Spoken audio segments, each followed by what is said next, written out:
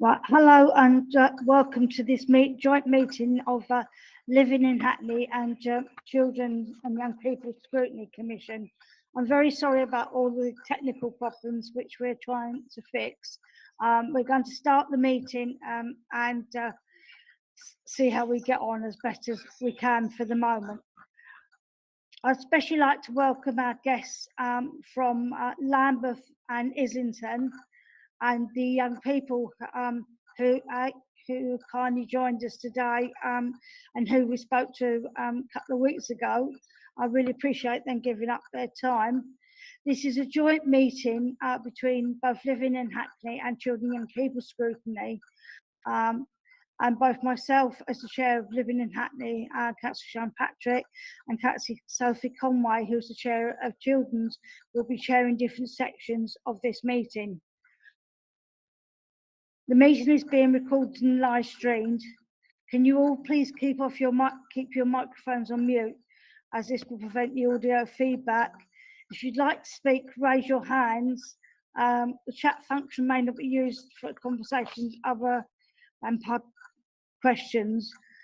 Participating in the meeting.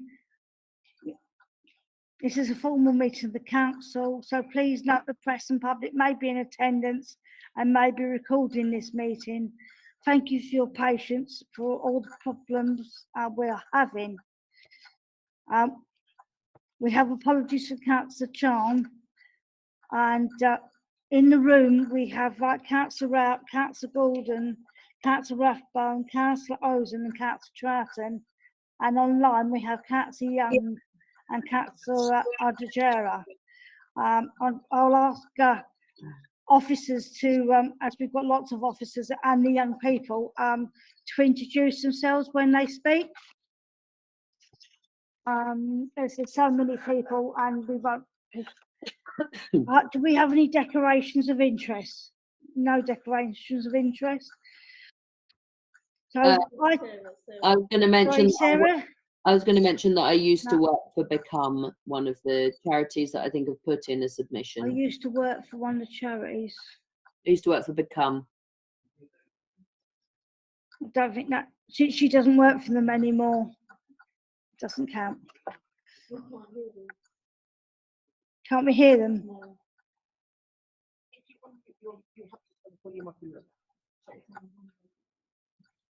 It would only be one of us, otherwise we just hear in the room. Mine.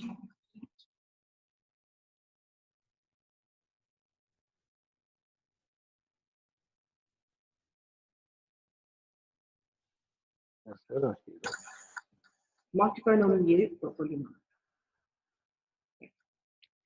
on. This is a. Sorry. This is a joint item agreed by Living in Hackney and Children's Young People Scrutiny Commission. The aim of this item is to review the housing support and accommodation options for care leavers in Hackney. The Commission will be assisted in this process by contributions of officers and our guests today, alongside reports and submissions enclosed in the agenda pack. After this session, the Commission members will reflect on the evidence heard and make recommendations for improvement to the relevant Cabinet members to consider. The schedule for today's session is set out on the cover sheet for item 4, which is on the agenda of page 10. I'm now going to hand over to Councillor Conway to say a few words, who is going to chair the next part of the meeting. Good evening, everyone. I hope that you can hear us okay. We are still having some technical issues here. We're going to have to figure out how we'll get to hear you, because we currently aren't able to hear you at the moment. So please bear with us if there are still some other difficulties or delays with this meeting, but we're going to do our best because you're all here and there are so many of you and we're all keen to get on with it. So just to sort of introduce this item, as you know, this is a joint meeting between the Children and Young People Scrutiny Commission and Living Hackney Scrutiny Commission, and we're looking at our care leaver offer in Hackney to our care leavers in Hackney. It's a joint piece of work because it clearly straddles housing and children's social care. Our housing offer is not just about the offer of accommodation that we offer to young people post 18 after they've left care. It's also about the broader package of support, and also what children's social care do to support our young people who, for whatever reason, are unable to access social housing, for example. So as you know from the agenda pack, in the lead up to this, we've spoken to a number of care leavers who kindly share their experiences with a number of us from the Children and Young People Scrutiny Commission about their experiences of leaving care and accommodation. And the findings of that focus group can be found at page 12 of the agenda pack. I'd like to welcome, there's quite a number of young people here, some of whom we may have spoken to before, but welcome all to you this evening. We're really grateful to you for joining us this evening.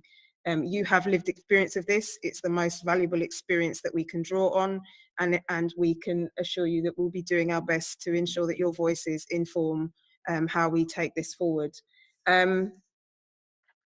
So now we're going to hand over to the young people, if that's okay. And we're just going to ask you each to briefly introduce yourselves and to describe your current housing situation and any key issues that you have faced or are likely to face in the future in relation to your accommodation. We've got about 30 minutes for this, and as I know there are quite a few of you here, we're going to have about 30 minutes, sorry, we're going to have about 15-20 minutes with the young people, and then we'll have some questions and answers from members of the Commission afterwards, if that's okay. So can I hand over to the young people? I can't actually see all of you on my screen. So thank you very much, Ben, that's really helpful. So can we just maybe go through that list? If you can see, so we've got Eleanor, we've got China, we've got Ty, and then we've got Jamila. Are we okay to go in that order, please? Starting with Eleanor. Yeah, hiya. My name's Eleanor. I'm currently at university outside of London. I'm hoping to return to London in once I'm done in the 3 years, and I think the issues that I'm likely to face is probably having any access to any type of social housing, just because there's so many of us that need it. And then also having to rent in the private sector, whether I'll even be able to afford it or even come back to London. So next we've got, thank you, Eleanor. Next we've got China. Hi, I'm China. I currently live in a housing association property. And I'd say the only issue that I would face is that I was placed somewhere where I grew up, and there's a lot of trauma, and I can't move once I've been given my property. So yeah. Thank you, China. And next we've got Ty. Hi, I'm Ty. I currently live in supported accommodation. I'm currently 18, but some issues that I will face is when I turn 21, if Quota doesn't decide that I'm capable of living within social housing, then I'll be facing homelessness. So yeah. And thank you, Ty. And finally, Jamila. Good afternoon, everyone. I'm Jamila, and I'm 20, almost turning 21. I am a young people from Hackney, but I'm living in East Ham. And the place I'm living is like private rent, but they collaborate with Hackney Council. So the issue I have right now is just like the house is not really comfortable for a baby, as I'm a young mother. And we are just having that issue like to change the place, as I didn't want to stay here in the beginning anyway. Thank you, Jamila. Thank you very much for that. Really, really helpful.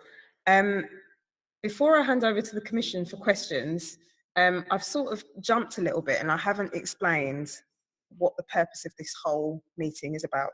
So I'm going to go back a step, and just to say that as I did say previously, we're looking at our housing offer to care leavers in Hackney. And as part of that, we're hearing from our young people with experiences of leaving care in Hackney and being accommodated in various different settings, as we've heard from the young people this evening.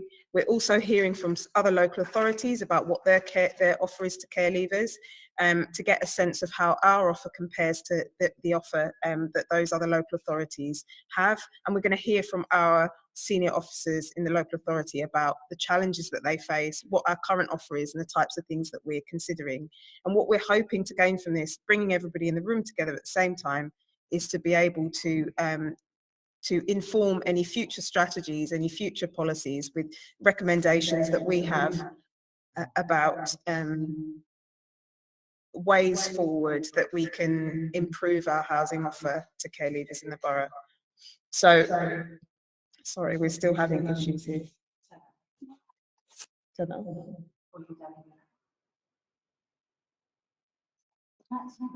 It's off. That's Bramble. What's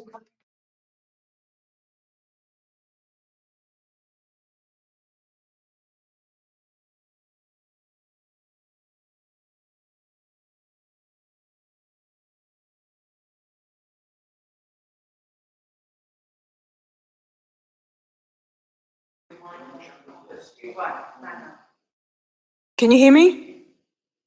Yeah, great. I'm really sorry. So now, before we hand over to the young people, I think Councillor Bramble wanted to come in, and then just before we do go for questions, so just to let the young people know, we've got members of the Commission here, mostly in the room here. I don't think you can. I'm not sure if you can see them. Maybe you can wave if you can see them, who may want to ask you some questions about your experiences. So we're going to hand over to Councillor Bramble, and then we're going to hand over to members of the Commission for questions. Councillor Bramble, I'm sure you'll introduce yourself to the young people. Thank you, Chair, and some of the young people that I've met before. So for those of you who don't know me, I'm Councillor Antoinette Bramble, Deputy Mayor of the London Borough of Hackney, and my cabinet portfolios, education, children's social care and young people. So firstly, I want to thank the young people for telling us what's going on with them. You're definitely in the right virtual space to get the right people listening to you to help you in your journey. So that is a given. So thank you for that. I want to thank China, because she was some of the young people that worked with Ben and I to reshape our new pathway for young people. So Hackney didn't have a clear pathway before, and basically the young people went and did observations, looked at properties, they fed back to me, I then looked at properties, fed back to officers, and things began to improve. So they've already started that journey, but we're here to unpick some of the things that it's impossible for young people to do. So whether it's locally, when I'm speaking to you with Diane and officers and officers like Ben, or nationally when I'm doing my role at the Local Government Association, I'm hearing that young people are anxious about their short, medium and long-term accommodation once they are leaving care. And we know that, and we want to do everything to alleviate that. One of the things that I did is make sure that I now invite Jennifer from housing to sit on our corporate parenting, because I felt there was a disconnect between children's social care and housing, because not everything's in the gift of children's social care, and it's how we as a council work together. Unfortunately, we only get 18 properties each year, which is not enough for our care leavers.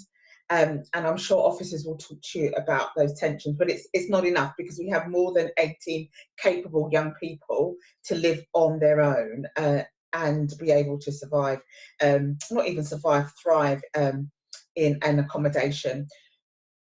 I welcome this piece of work because I think it reminds us as a council we have a joint responsibility to think about our pathways for children, but also think about what that pathway should look like for our children and young people through a supported accommodation, through independent living, whether it's out in the private sector. You know, we have shared accommodation. What does that look like for our care leavers? What does that look like in a shared property?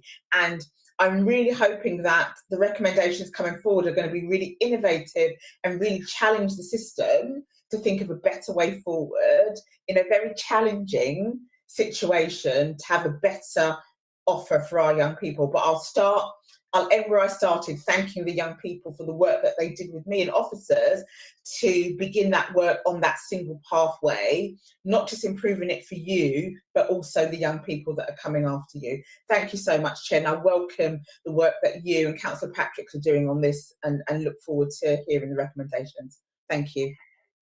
Thank you very much, Deputy Mayor Bramble. And can I now hand over to the Commission for questions? So those of you who are logged in remotely, please do raise your hands so that I can see that you want to speak. So we've got Councillor Joseph. We'll take one at a time, I think would be easiest. Councillor Joseph. Thank you, Chair, and thank you to everyone who's come along and shared their stories with us. My question is, how involved have you felt in decisions that have been made about your housing?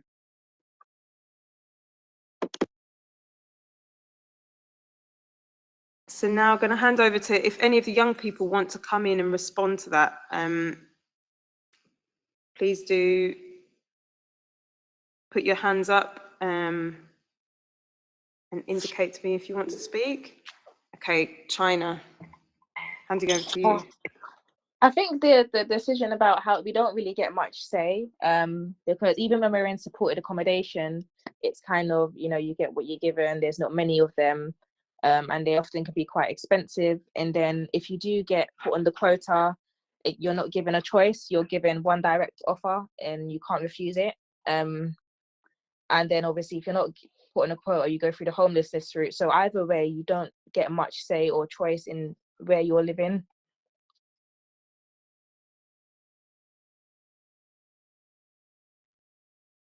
Got some other raised hands. So I think we've got Ty and then Jamila. I was not very involved in choosing where I'm living right now.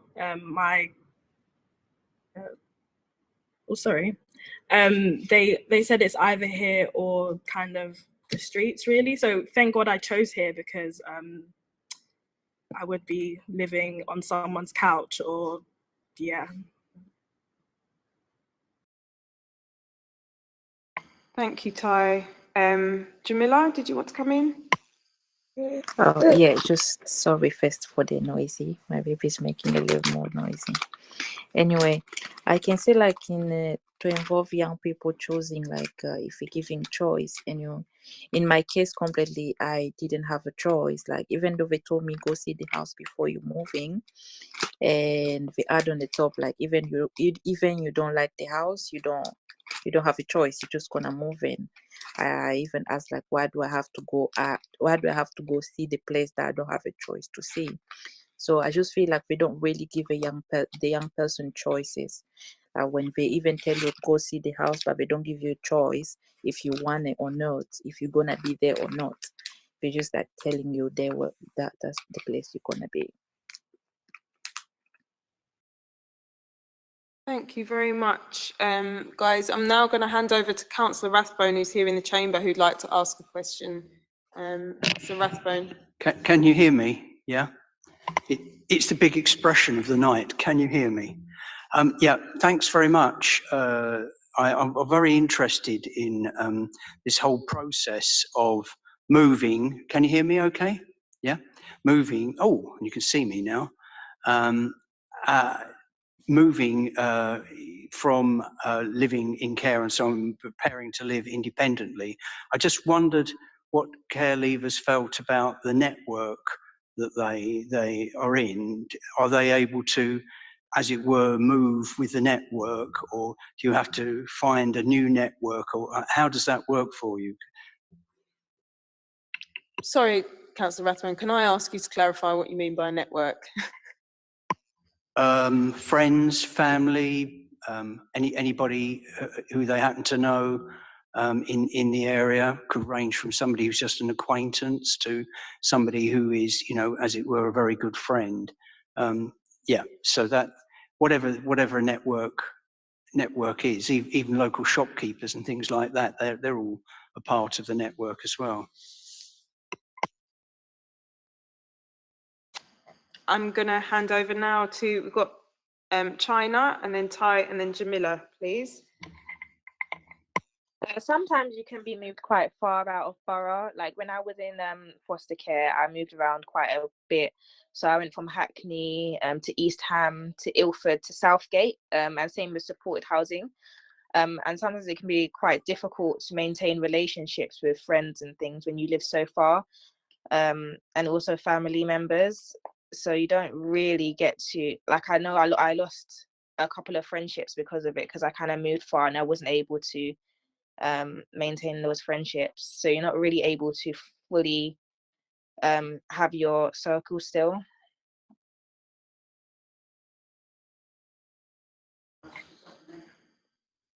I just wanted to give some other young people an opportunity to come in. So I think we've got Ty and then Jamila, please.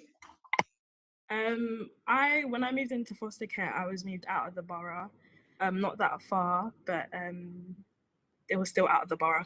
But then when I was offered this supported accommodation, it was back in Hackney, so I kind of moved back into my support and everyone like who cared about me. Jamila? I can say on my case, when I moved to my foster carer, I was still in Hackney, but it was like the place I used to live, it was between Hackney and Islington. It was still far, but I was still having to see my friends, my family friend and my foster carer. But since they moved me to East Ham, where I am right now, is becoming like a little bit difficult, like a journey. All the time, like someone like asking you, where are you? Are you to your family friend house or to your house? When I say like to my house, completely will have an excuse like, oh, your house is too far. Can you try to come to your auntie's place? Like this, I can top up to see you. So my auntie is my family friend. I do call her auntie anyway. So it's just like since I'm here, I don't really even have people. Even my family nurse, that's supposed to come, she worked with me till the baby gonna be 3. Because I'm so far, I start to have the appointment by phone, because all the time she comes, she's like, oh, it's too far and I cannot park here. If I say to park here, we have to pay for it. I completely do understand, like she's gonna have a journey to move from Hackney to East Ham is a big journey, but I don't want to change another family nurse because of where I'm living. And yeah, that's what I'm doing. Thank you. Yes. Yeah. Okay. Thanks very much. Now, I am. Can I ask you all a leading question, which is, what would be one thing, just one thing? I mean, there's probably a few that you think could be done for you to improve, the kind of transition of leaving care, going independently, and so on. I mean, you could say more than one thing if you want, but I'm just interested to know how you think things could be improved.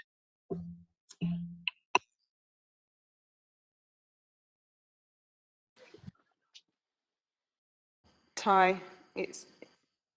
I think one part was my foster carer who was looking after me before I was 18. She had no clue about the staying put agreement.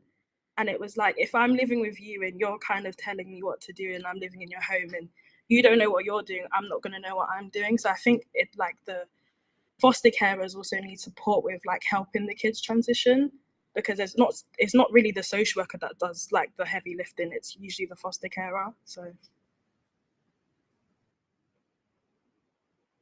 Thank you, Ty, and now China.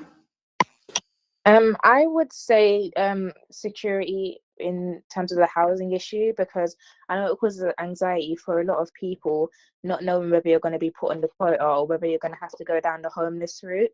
And you can be thinking about that from, as young as 16, even when you turn 18, it's something that's on your mind. So just knowing that you will have somewhere to go would help a lot. And finally, Jamila. Thank you.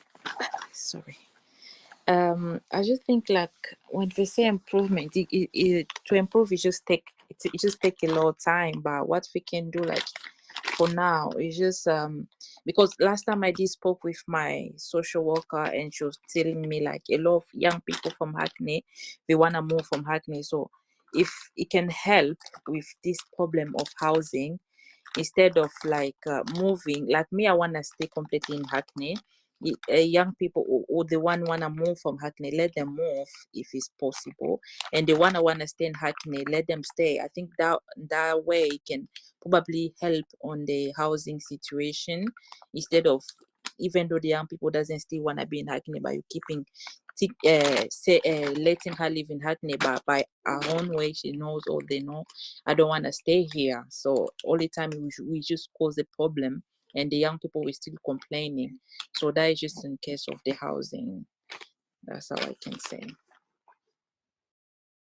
Thank you very much, Jamila. I've now got some questions, some other questions from the Commission. So I've got Councillor Adejare, please. Thank you, Chair. And again, thank you to the young people who've given up their time to kind of participate and help us in this investigation, or form of investigation.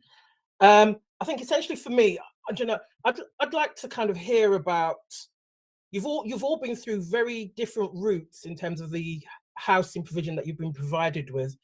I'd just like to kind of gain an understanding of what you feel has been the most significant challenge for you in terms of these transitions.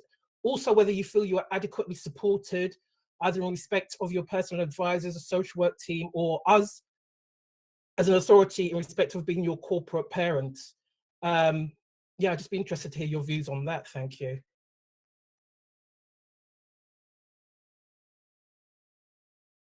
Jamila, I'm not sure if you've you've left your hand up, or okay. Sorry. China. That's okay. China.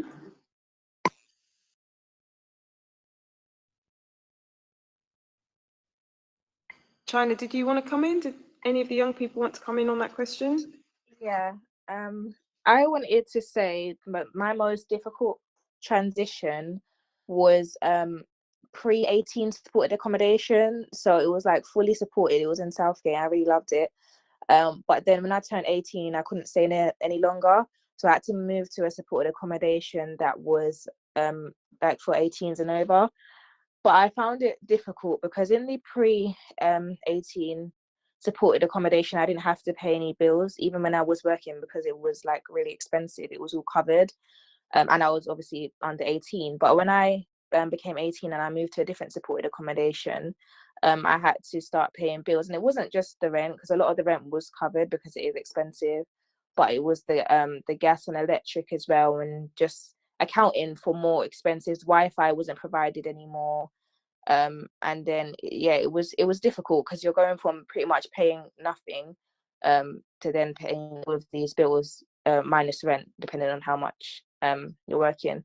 I would say that social services did try to support us, or support me, because my social worker offered to do a income and expenditure sheet, or what it's called, but yeah, it's not really enough, I'd say. Thank you very much, China. Did any of the other, did Ty or Jamila want to come in, or Eleanor, on that question about what you feel your biggest challenge has been? Eleanor? Hiya. I don't think I don't have a challenge until I leave uni. I think my biggest challenge would be at the time that I'll be leaving, I'll be 21, and I won't really be entitled to any sorts of social housing. And I think at the moment I'm not exploring anything with my social worker about what happens post that, just because I'm at uni, and I think services are under a lot of pressure as it is. So it's like it's not even something we would look at. But I think once I do get to that point, I know that I've got my social worker as a contact, but it's not very clear who else I can sort of liaise with to figure out my options. And I guess also just knowing that, you know, it's very likely if I was to return to Hackney, in terms of affording to rent, I mean, it's likely that I'll have to rent in the private sector. but in terms of exemptions or anything like that, I don't actually know if there are, you know, like any council tax exemptions, that sort of thing. So it would just be affordability, I think, mostly coming back. Yeah. Thank you very much. And Jamila? So I can say for me, my biggest challenge I'm having it right now, because I'm just fighting to have a suitable house. Sorry, to have a suitable house for me and my daughter. And so, it was promised for me, like if I move here, we not stay more than 6 months, but I am even over 6 months. So this is my bigger challenge right now, just to find another suitable place. Jamila, what have you been told? So after 6 months, then what? When I was pregnant, before moving here, as I didn't want to move here, so they told me, like, if you move there, you don't gonna stay there for long, because completely the house, it was small, and I was just imagining start to buy baby stuff. You won't have a space. Till now, I can't even buy the baby bed because she won't have a space. And I told them, so they told me, don't worry, it's just for a short period, it's just for a short time, not even a year. You don't want to do even a year there, you're just gonna move. You know, that's why I told me, okay, you can go, if it's just for a short time, I can go stay there. And since then, now, like today, my baby's 6 months, and nothing have been moved. Only time we're trying to talk about the housing, it's just like, oh, it's now we register to the housing, it's just this association came, or this association refused you, now we're gonna put you to the greenhouse. So yeah, everything is just like, I don't even know where I am. I just know, like, they're gonna refer me to the greenhouse, but I don't know for when. Okay. Thank you very much, Jamila. So I think we're going to have a last, we've got Councillor Gordon, Councillor Patrick, Councillor Young, and Shabnam, and Councillor Roots. Did you have a question? We're going to have to try and keep it brief, guys. I think that's going to be it for questions, I'm afraid, from the Commission. So handing over, sorry, who is the first one there? Oh, hand over to Councillor Gordon, please. Thanks, Chair. I'm echoing, so I'll try.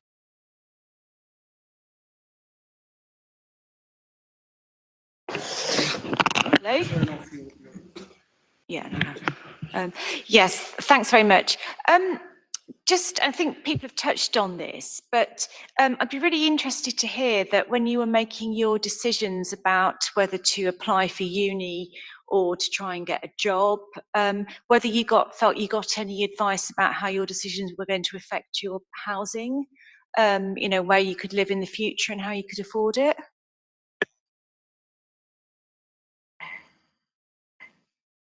Ty, do you want to come in? As I was finishing college, I applied to do criminology at the University of Northampton.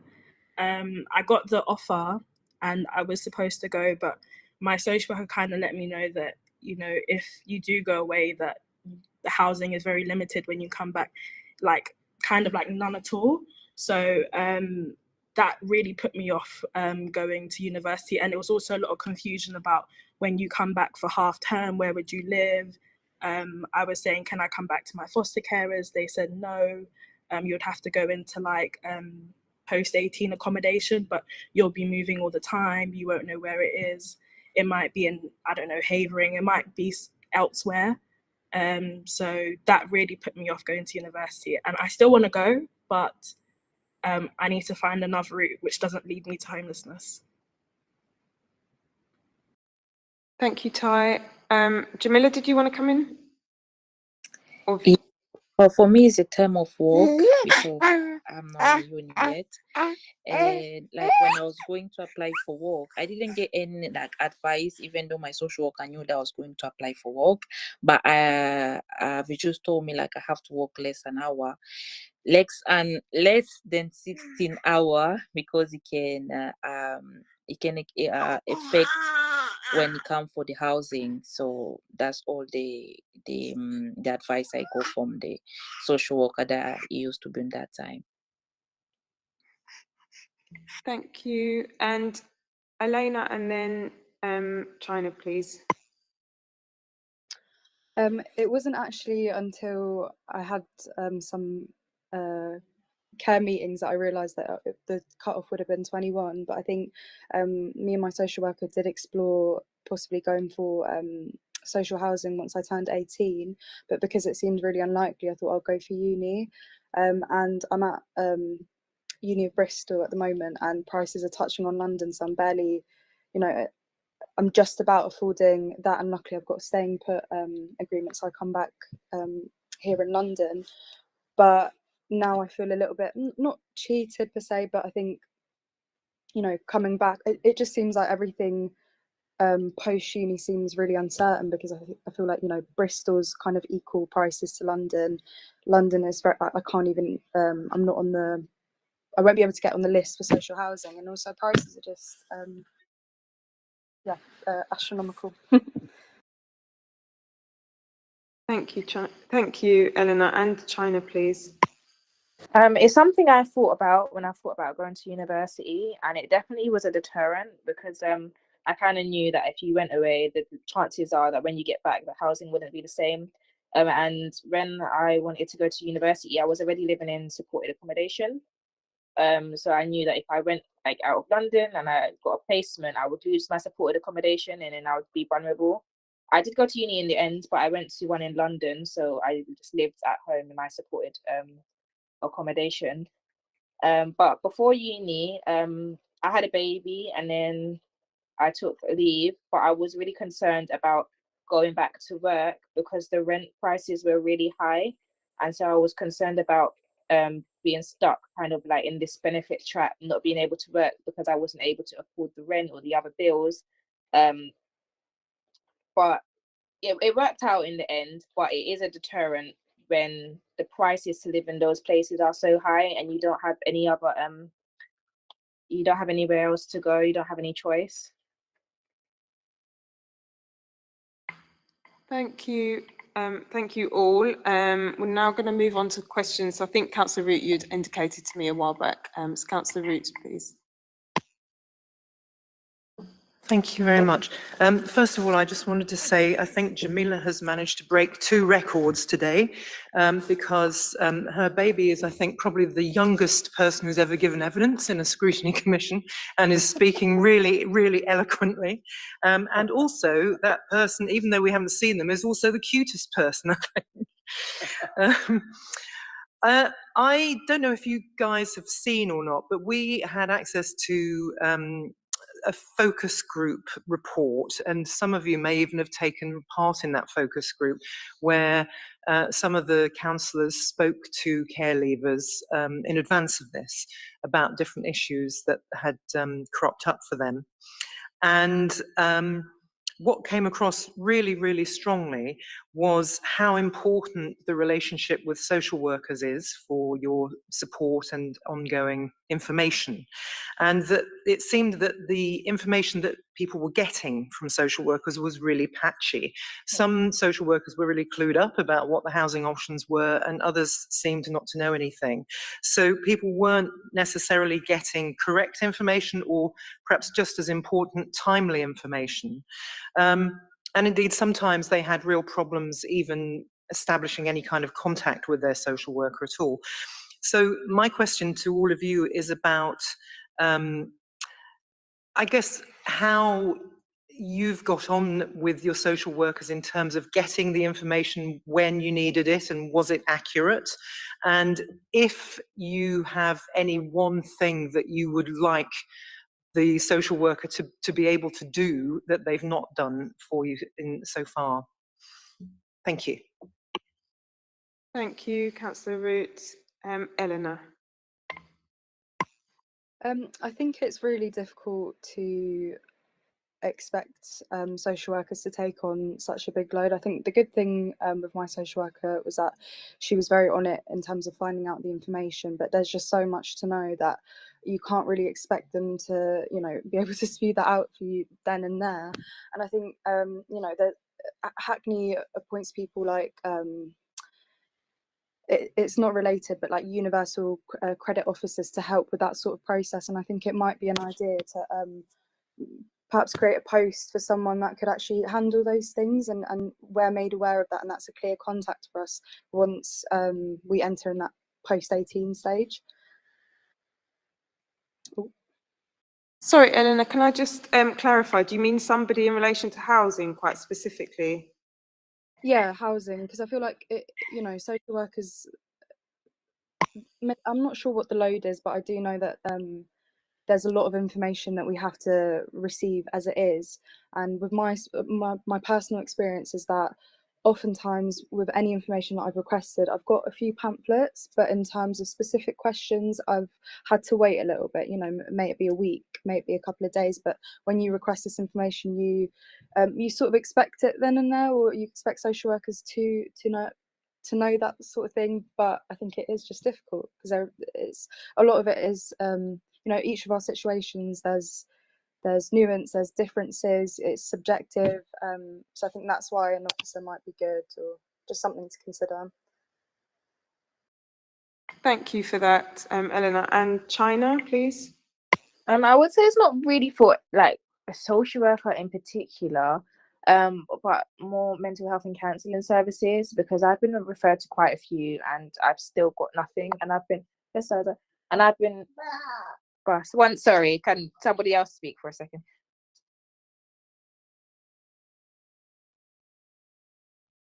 We'll come back to China with that one, so try and remember what you want to speak. There you go. I was saying, what was I saying? Oh yeah, the mental health services, and there is a counselling that you can get through social services, but it's not 100% confidential, meaning that the social services will be able to access it. And for some people, that means that they might not want to use the service, or they might not be fully open because there may be things that social services doesn't know about them in particular. So just more options for young people and care leavers with who need help with mental health, because we often require a bit more than the standard service can provide. It's like a specialized service or something. Thank you very much for that, China. We've now got just a final couple of questions. We're running over a bit, but most of that is because of the technical difficulties that we had earlier. But handing over to Councillor Patrick.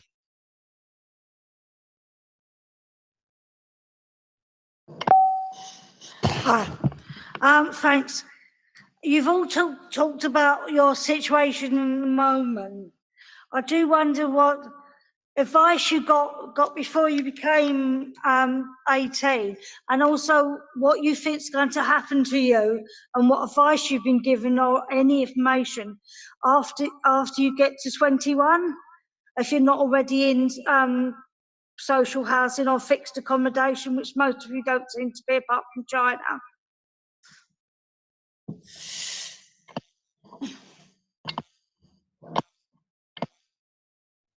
Thank you. So we've got Ty first, please. I kind of just got told to prepare for the private sector, as the quota changes every year. Their agenda changes every year, so I just got told to prepare for that. Thank you, Ty. And Eleanor? Similar to Ty, but I think that was the point I was trying to make earlier, because things are so hectic now for housing, etc. There's no space to even think about the future at the moment. So yeah, if anything, similar to Ty.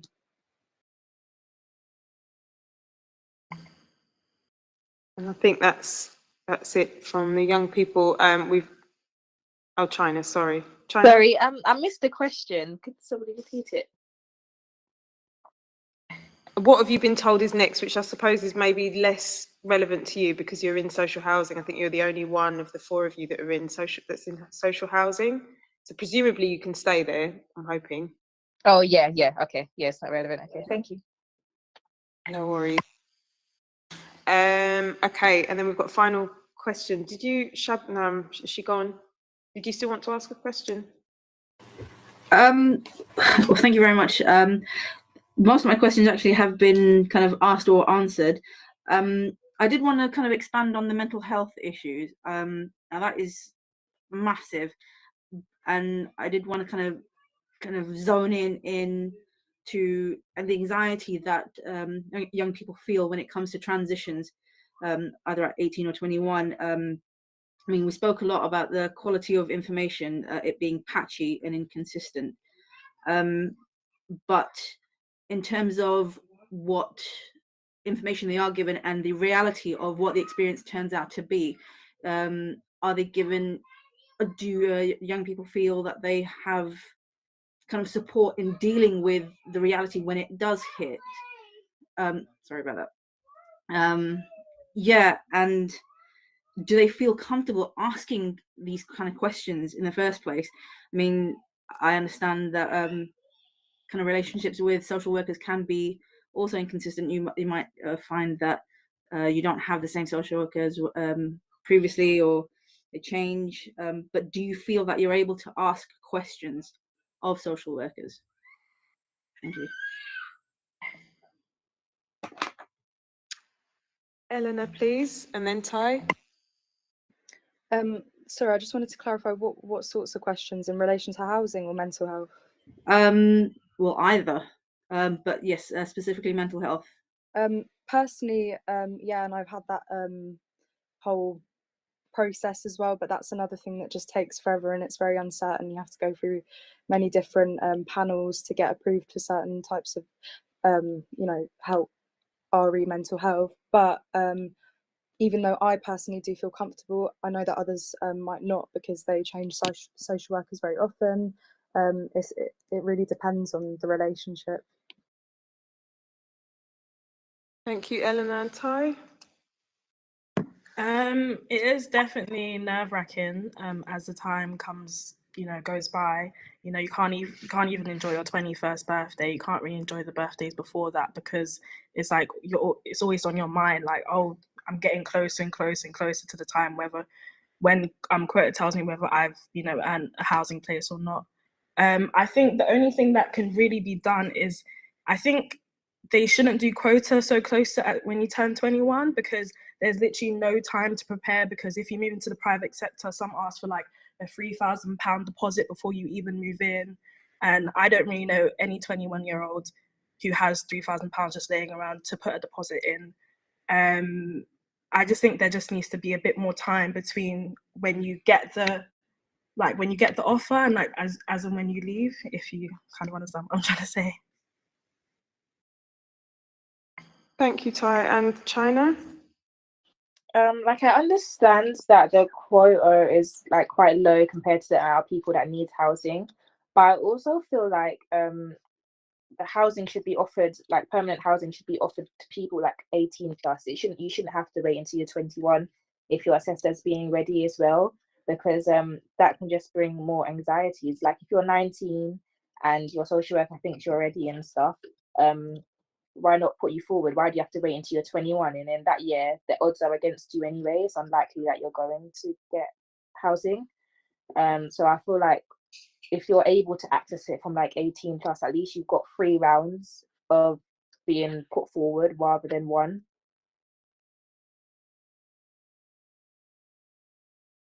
Thank you very much for that. I think we're probably going to have to draw this piece of evidence to a close, and I'll just sort of summarize what I feel like I've sort of picked up from China, Eleanor, Ty and Jamila this evening, is that you're all in a very different circumstances, different settings. I think each of you are in completely different situations and your futures look very different, and it's not entirely clear where some of you are going to be in the next few years. You're not sure seems to be the answer. Going to university seems to be a big issue in terms of the opportunity to access that quota of social housing when you get to 21, and that seems to be a real issue that we're definitely, I think, going to have to grapple with, particularly seeing as I think we've seen in some other papers from other local authorities that they extend that social housing offer up to 25. So I'm looking forward to us hearing from the other local authorities about how they've been able to achieve that, because it just doesn't seem right that I know that we can't guarantee that you'd get that social housing, but that going to university would mean that you don't have a chance of getting it at all. Doesn't make any sense, really. It doesn't seem fair at all. Then we've also heard, I think, about how social workers, foster carers, perhaps the information that's being communicated to you is not, doesn't help to prepare you for the transition. But I got the sense that you felt that it wasn't their fault, that you felt that the system was so complicated that it was difficult for anybody to help you to know what lies ahead, when it was actually quite uncertain what that might look like. Also hearing, interestingly, about supported accommodation. I think that was quite helpful to hear. Supported accommodation post-18, how that disconnected some of you from your networks, and how the cost of the rent varied and how that impacted you. But it's been really, really helpful. Thank you so much. You're more than welcome to stay for the rest of this session, but you can also leave if you need to for any reason. But next we're going to be hearing from some other local authorities about what they're doing there. And actually, if you do stay, I would encourage you to ask questions if you have any questions that you'd like to ask of the other local authorities about their model and how that works for their care leavers in their local authority. So again, thank you very much. And now we're going to move on to hearing from the other local authorities who've joined us this evening. So this section is about learning about how other boroughs meet the housing needs of care leavers. You'll see at pages 63 to 64 in the agenda, there is a spreadsheet of comparative,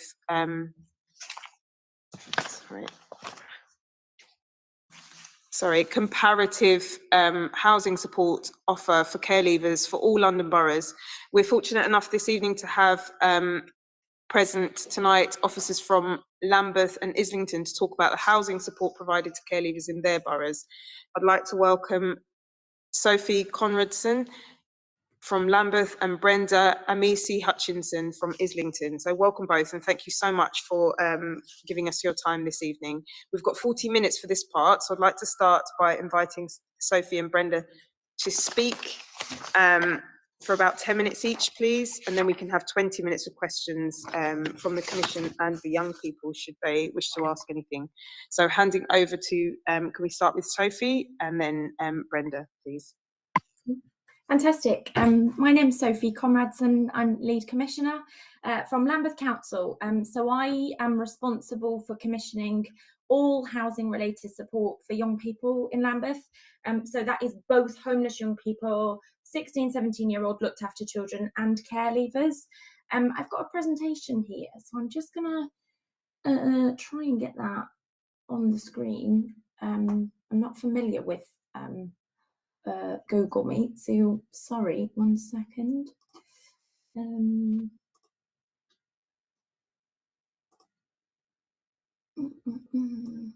is not what I want to do, is it? Sorry about this. Sophie, if you just use the square box with the arrow pointing up, that's the present screen. Yeah, is it tab or your entire screen? You can do tab or you can do entire screen and then put up your presentation.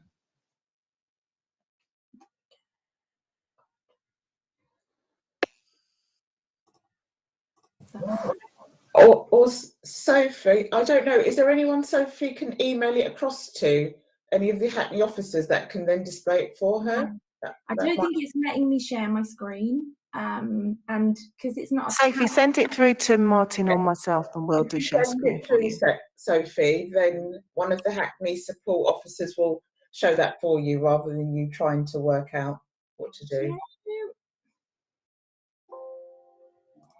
Right, Martin, it is coming your way. Thank you. Sorry about that. So I'll start anyway. While Martin's getting that up, that's absolutely fine. So as I said, in Lambeth, we commissioned 2 separate housing-related support offers for our young people. We've got huge numbers of young people in this type of accommodation when we compare to other boroughs. So within our supported housing pathway, we've got 225 units of block purchase accommodation. That is predominantly across 2 massive hostels. And then so predominantly that is for formerly homeless young people, although we do have some 16, 17-year-old looked after children and care leavers, but not many. And I think the reason why there's not many is because it doesn't meet young people's needs. And then we've got the semi-independent living offer, and that is just for our 16, 17-year-old looked after children and care leavers. So that is spot purchase accommodation, and so numbers fluctuate, but generally we have between 150 and 170 young people accommodated in that kind of accommodation each night. So if we can flip to, yep, perfect. So over the course of, well, between 2019 and 2020, we undertook a needs assessment. We looked at the needs of all of our young people who required some kind of a housing related support.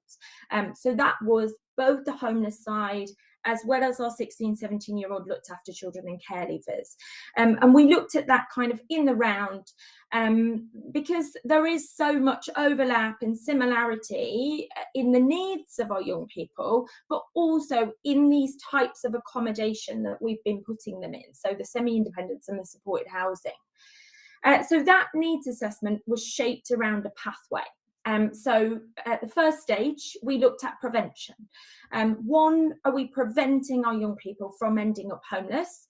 But also, are we making best use of foster placements and staying put arrangements? We know that putting our young people in some kind of housing related support is absolutely not the best option unless we're absolutely desperate. So the best option is to keep our young people at home or some kind of a home environment for as long as we can possibly keep them there. We then looked at assessment. So are we assessing our young people in the right way, by the right people, in the right places? And then the actual accommodation. So do we have really high quality? Do we have specialised accommodation? Is it the right size? Is it the right place? Does it have the right level of well, specialism essentially in terms of the staffing expertise, but also in terms of being able to support young people with really diverse needs? And finally, as we've heard loads already from your care leavers, are we getting the moves into independent accommodation? So do we have the right options for long-term permanent housing? And also, really crucially, are we giving our young people the right level of support in order to transition and also sustain that accommodation on a long-term basis? The next one. So that needs assessment was pulled together through 3 main sources of information. We undertook consultations. We spoke to huge numbers of young people. I've put care leavers on here because it's relevant, but all of our young people across all of our services essentially. So we must have spoke to at least 100 in total, including care leavers in their own homes. We spoke to providers, we spoke to all different teams that are working with our services, working with our young people, and those stakeholders on the periphery. We then looked at data. We trawled through so much data. If the data wasn't in that needs assessment, it was because it just wasn't available. Actually, the work that we did really highlighted that there's huge amounts of data gaps in Lambeth across the board. And then we looked at best practice. So really similarly to what you're doing now, we spoke to loads of different services and local authorities from across the country. Pre-pandemic, we went out and visited some, and post-pandemic, we had loads of phone calls and video calls. You could then keep going, please. So I thought I'd pull out some kind of key findings in Lambeth. If you keep going, thank you, down to the next one. So in Lambeth, it sounds like it's a bit different from the kind of snapshot that I've just heard here. With our care leavers, we don't really ask them to leave semi-independent, which is one of the big problems. So we've got really high numbers of over 22-year-olds that are still in semi-independence, which, as you can imagine, creates huge problems with young people becoming dependent and institutionalised, and it'd be really difficult to move them on.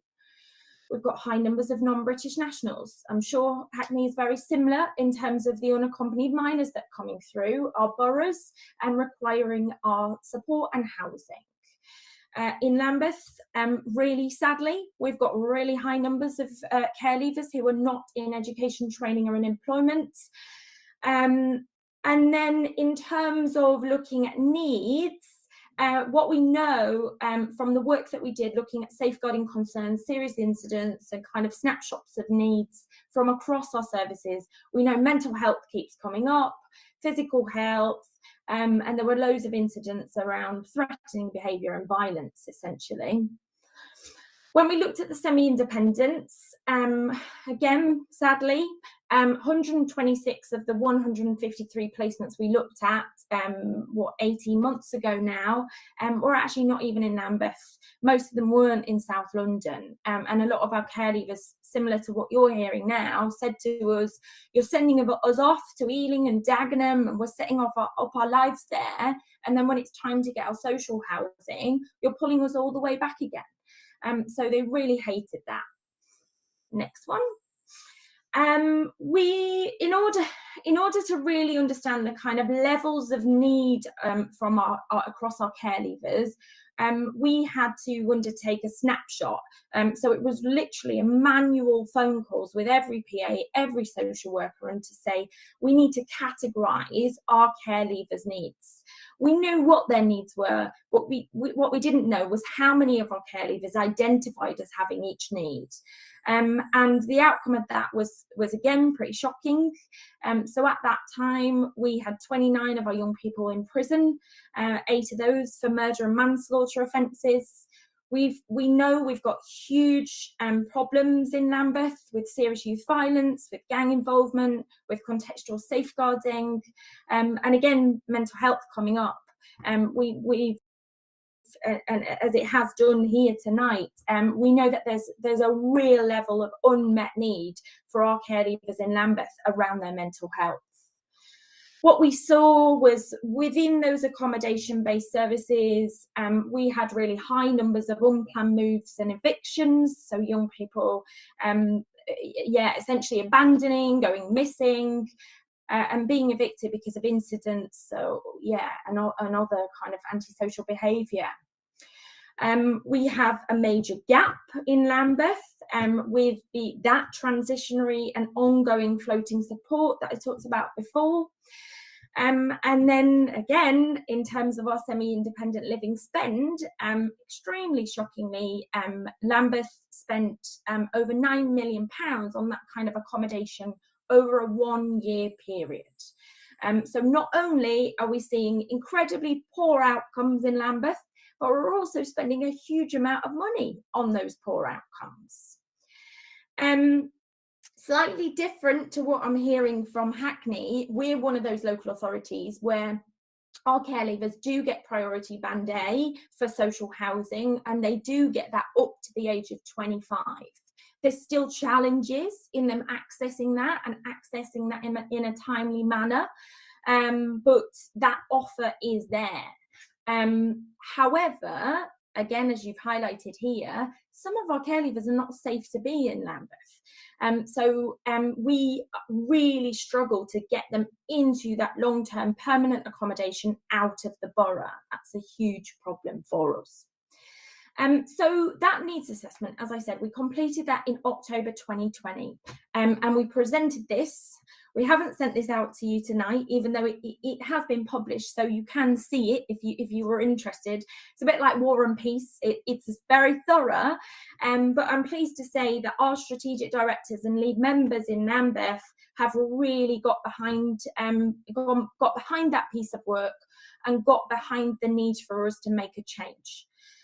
So we presented an options appraisal to those same strategic directors and lead members in December 2020 and said, we need to decommission everything and we need to start again. And I'm very, very, very pleased to say that Lambeth agreed. So we are pretty much smack bang in the middle of a 2-year transformation programme. By March 2023, all of that supported housing, all of that semi-independent will be decommissioned. And we are in the process of tendering a whole new pathway. So I've just added on here the details of the new services we will be commissioning, and it's been carefully designed to meet the needs and the gaps in our current provision. So under prevention, we're currently tendering for early intervention, mediation, family floating support, and emergency timeout provision services. Under the assessment, we will be setting up by next April an integrated youth hub. So that is really a kind of much further reaching than housing. So if you imagine a one-stop shop youth hub, where all services to do with young people will be co-located under one roof. We're also setting up an assessment centre, so that is an accommodation-based services where young people can have their needs met so that we can then signpost them to the right services after that. Under the actual accommodation, as I said, we're decommissioning everything. Again, all of our contracts are out to tender at the moment. We will be commissioning 200 units of small specialist provision. So that will be specialist mental ill health, additional needs, young parent and babies. We've got specialist services for unaccompanied minors, LGBT, female only, high risk young people involved in gangs and serious youth violence, etc., etc. We will be commissioning a clinical psychology team to work across our pathway and employing a social worker in order to support each and every young person across that pathway as well. And then the moves into independent living. We will be commissioning floating support and housing first services. So that is ranging levels of support for our young people, our care leavers in their own homes to ensure that they are able to live successful lives. We have just employed a bidding officer.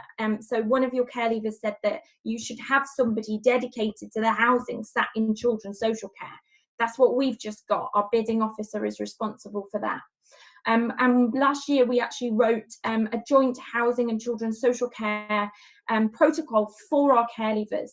So that was really starting the journey on what is everybody supposed to be doing from these two different departments separately and together in order to make sure that each and every one of our care leavers has their housing needs met, essentially.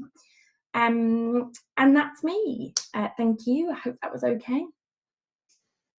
Thank you for saving me there, Martin. Thank you so much for that, Sophie. We're going to hand over to Brenda before we will go to the Commission for questions, please. So, Brenda. Okay. Good evening, everybody. My name is Brenda Missy Hutchinson. I'm a service manager in Islington Children's Services. Our living care service is called Independent Futures. I must apologize that my camera is not working. I had a few technical difficulties, but glad to have made it here today. So in Islington, we also, I guess from Sophie, you've had the more commissioning aspects. My role will be more to give you a practice-based perspective of how we do it in Islington. In Islington, our care experience young person service starts from, we start work with young people from the age of 16 and work with them right through to 25. In terms of housing, the options available to our young people are foster care and staying put, semi-independence accommodation. Sometimes we place our young people in temporary accommodation, and where young people are then ready for permanent tenancy, we might either take them via the house project or direct nomination into their own tenancy. So just expanding a little bit more on what all of those things mean. So for staying put, young people are able to stay put, go to university. Sometimes some of them want to maintain the relationship with the foster carer, and that would be partly where they would stay when they come home on holiday, as described by one of the young people earlier. I think then we have young people who may go into semi-independent or supported accommodation. In Islington, we have a housing pathway that is 100 beds and is in Islington, Camden, and Hackney, spread across those three boroughs. We have recognized that most of our young people want to settle back in borough, and they have an offer of permanent housing up until the age of 25. Sometimes, if for one reason or another, our care experienced young people decide to go to university later, which sometimes they do, we will, and they haven't yet completed by the age of 25, we will still maintain the offer of permanent accommodation for them. Every care experienced young person in Islington is entitled to a social tenancy.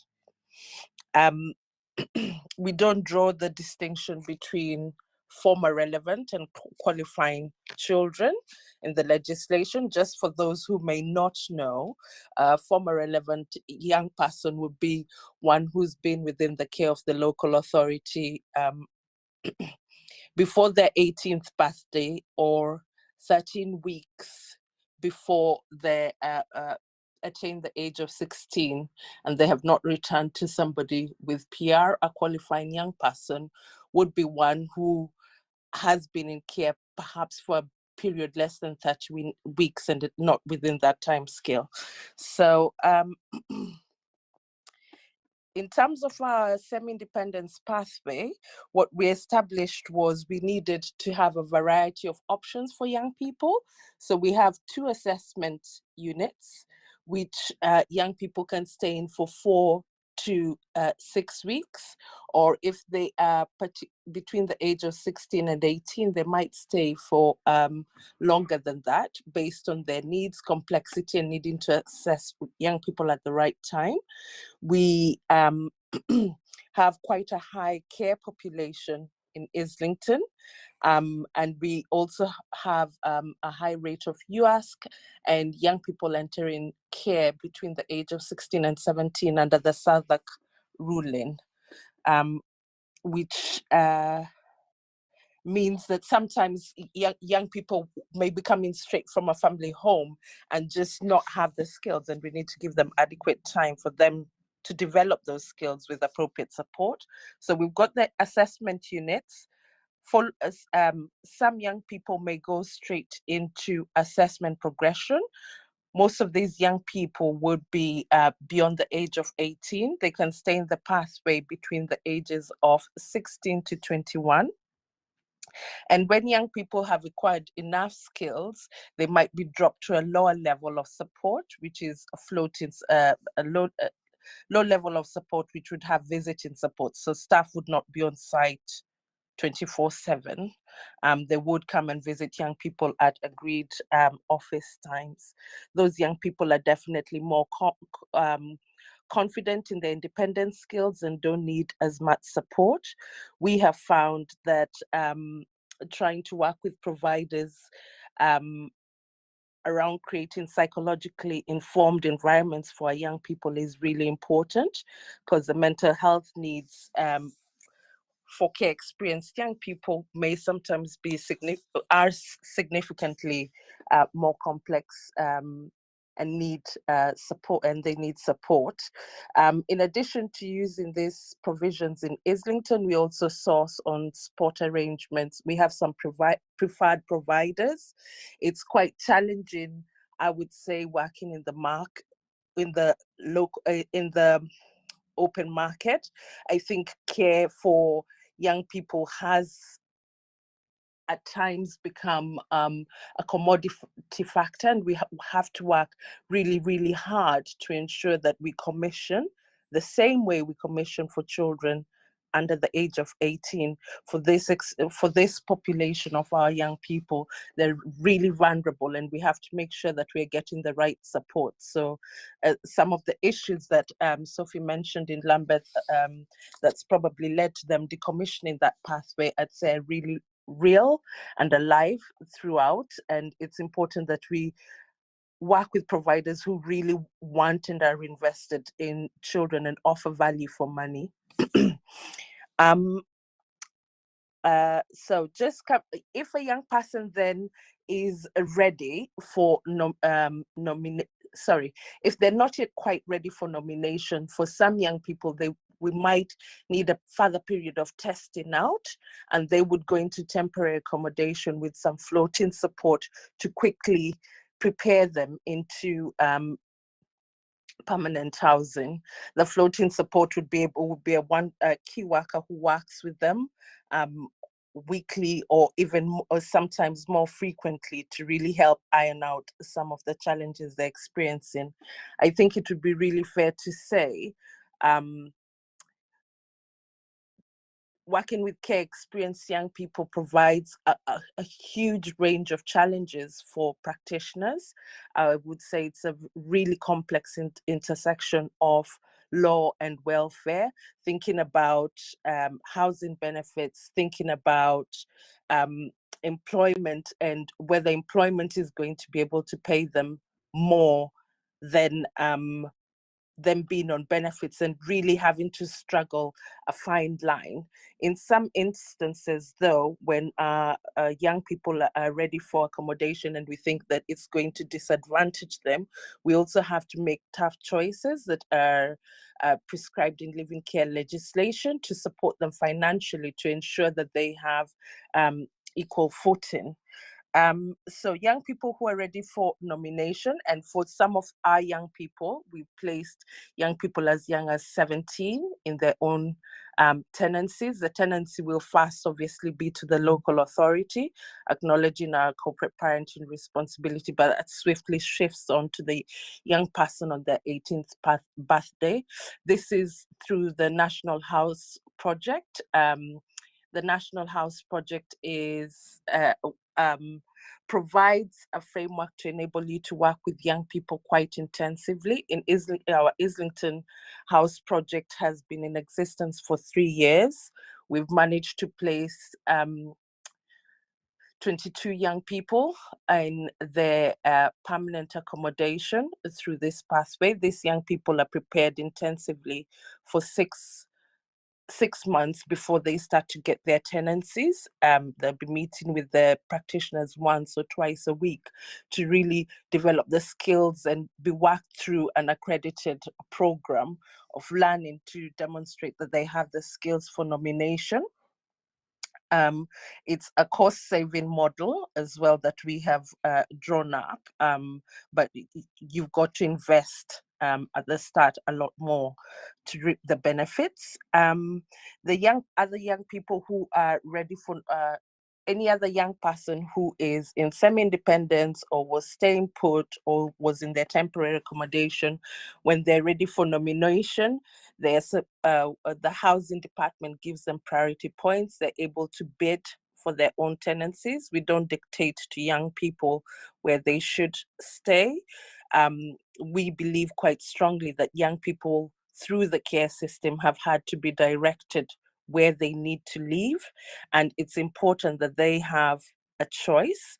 For some of our young people, it's not safe for them to come back to Islington for serious youth violence issues, or they have experienced some form of exploitation or some trauma that really means for them coming back to Islington's not the right place, or they've gone to university somewhere else in the country and want to settle elsewhere. We try and work with other boroughs to secure reciprocal arrangements for our young people so that they can stay where they can.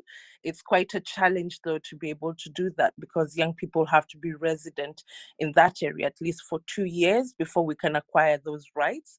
And for some young people, that's quite a long time for that to happen. The other thing we do in Islington, young people have free off of council tax up until the 25th birthday.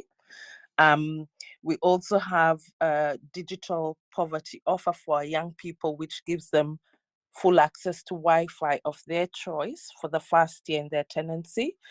Some of the things we've learned across the way is our care experienced adults also need support beyond the age of 25, and we've started to think about how we're going to be able to offer options to them. I think the young people have put for some young people, I think it's also quite difficult transitioning in addition between children, adolescent mental health services and adult mental health services, as well as them having to exit care at that point. The law says sometimes not as kind to this very vulnerable group of young people, and doesn't allow for them to continue to have services in the right settings that take account their brains and development and where they are really. So it's also something that we're starting to think about, how to have services that allow young people to go up until the age of 25 and feels a little bit more seamless, so that young people are not having to tell their stories again. That's me done. Thank you so much, both. Thank you both also for your reports contained in the agenda pack, and for your presentations. It's really, really helpful to get a sense of what's going on in other local authorities and work that's in progress and aspirations that you have. So thank you again. I've got a few questions. I wanted to ask you first. I'm not going to be as kind on you both as maybe the young people. I'm going to ask if you can maybe take a couple of questions at a time. If you have a pen and paper ready, are you able to do that? Yeah, I can see a yes from Sophie. Apologies, guys. I expect you might be used to this stuff as council officers. So we've got Councillor Patrick. Do we have any other members who would like to speak? Please do just let me know on the chat. That's actually most helpful, to be honest. So we're going to take 3 lots of questions, if that's okay, or maybe we'll go with 2 actually, because 3 can be a bit difficult to manage. We're going to go for Councillor Patrick and Councillor Charlton. Councillor Patrick. Thank you, Chair. I'm interested, as the Chair of Living, who housing is one of the main issues here, how your provision works and your nominations to your social housing. I don't know, I mean, I'd imagine that Islington and Lambeth are probably similar to us, but the amount of voids that we're getting each year is seriously decreased. And last year, I think we had about 400 voids in total. And we guarantee our young people 18, we're guaranteed 18 voids a year for our young people, 16 one-bedrooms and two bedrooms. So I'd be interested in how long it takes for your young people to actually access a permanent tenancy in your social housing provision, and how that's arranged. Presumably that must mean that other people have to wait longer.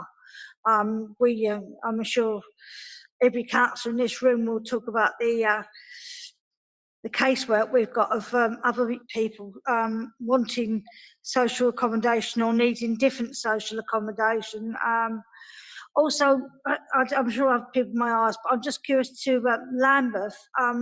We're looking at all options of housing for our young people, our care leavers, and I'd be interested in your decision to build modular with Centrepoint. and how you're going to arrange that and how that's going to be funded. I understand from the papers that you've got a complete refresh that look really interesting, and I'll be really interested particularly in those 2 points about how you do the social housing allocations, and also about your building plans with Centrepoint. Thank you very much. And that was quite a few questions rolled in one there. She tried to slip them in, and apologies. We'll have to be more disciplined with other members going forward. Councillor Charlton, if you're still following, are you still following Sophie and Brenda? Are you okay with a further question? Yeah. Great. Thank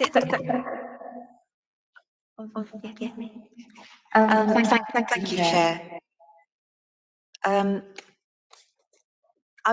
My questions are around the support rather than the infrastructure. I just wanted to ask whether you could just give a bit more information about what is meant by family floating support. And also, I noticed Islington was talking about support post 25, and I wondered whether either of you actually utilise voluntary sector resources in providing support, you know, up to the age of 25 and beyond. Thank you. So now handing back to Sophie or Brenda, if you want to come in. Yeah, I can come in, if that's all right, Brenda. So Councillor Patrick, in terms of the nominations, we don't get, there isn't a quota in Lambeth. So the care leavers get band A for social housing. So they've got the same equal chance as everybody else, essentially, that are on band A. As long as they are bidding actively, they can get a tenancy. Obviously, nothing's fixed, but they can get one within like 6 months if they are actively bidding all the time. And as I said, that is up to the age of 25. And we're doing a bit of work at the moment in terms of, you know, I talked about that joint protocol, the children's social care and housing one. One of the issues that we've got is, what if a care leaver loses their accommodation or goes into prison? So we are trying to get pushed through with our new allocations procedure, like second chances. That our care leavers just have that added layer of protection. So we are working on that one. And then with regards to the modular homes, so Centrepoint have funding. They've got a lot of backing, and they have a very strong fundraising arm. So they have a target to build 300 modular homes across London and Manchester. So they've approached us, and I've done a hell of a lot of work. I've scoured Lambeth for vacant land, basically, just at the point of getting that approval pushed through to grant the leases. So it'll be like peppercorn rent, essentially, but we'll get 100% nomination rights for our young people. We've got a lot of support from Lambeth. It's kind of a no-brainer. We don't have to pay anything. So that's that. And then Councillor Troughton, you were saying about the support, the family floating support. So the idea there, it's the prevention. So it will be supporting the whole family.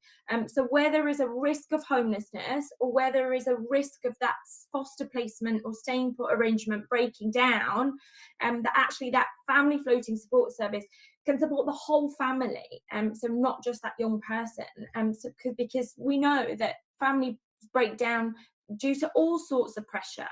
That is kind of, that's to provide that support, to support, get them staying at home, essentially. Hope that helped. Thank you very much, Sophie. I don't know if Brenda, you wanted to come in. Yep. So in Islington, nominations for social housing, I'd say there's definitely a difference pre and post COVID. I I couldn't tell you exactly how many tenancies, how many voids we get, but like Lambeth, our care experience young people have priority allocation and are able to bid. Before COVID, the turnaround would be anything between 3 and 6 months, but post-COVID, it's been a little bit more challenging. So we're working more on that, and it's taking more towards a year average to be able to get into their own tenancies. In terms of floating support, so we have support which is one-to-one support that goes into the property to meet with the young person. They might be carrying out some structured tasks that help them develop skills around independence. And we do work with some charities and voluntary sector services. For example, one of the things we have in Islington is a project called Grand Mentors, which we have older adults over the age of 50 who may work with young people over a range of support they may need, and accommodation could be one of them. And they support them, mentor them, guide them to be able to access what they need, and sometimes that's accommodation. Thank you very much. I'm going to go for another two questions from two councillors, two members here. So Councillor Adejare and then Councillor Joseph, please. Thank you, Chair. I think mine are kind of probably more focused on Lambeth. I was particularly interested in the decommission, recommission approach in respect of the 9.3 million that was spent annually on services or units for young people.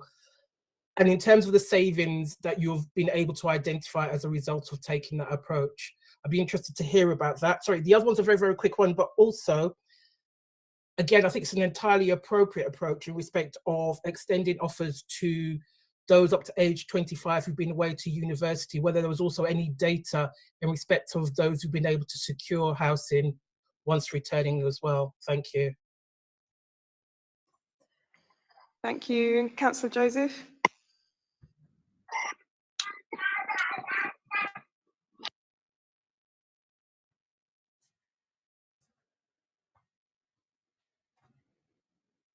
I don't think we can hear you.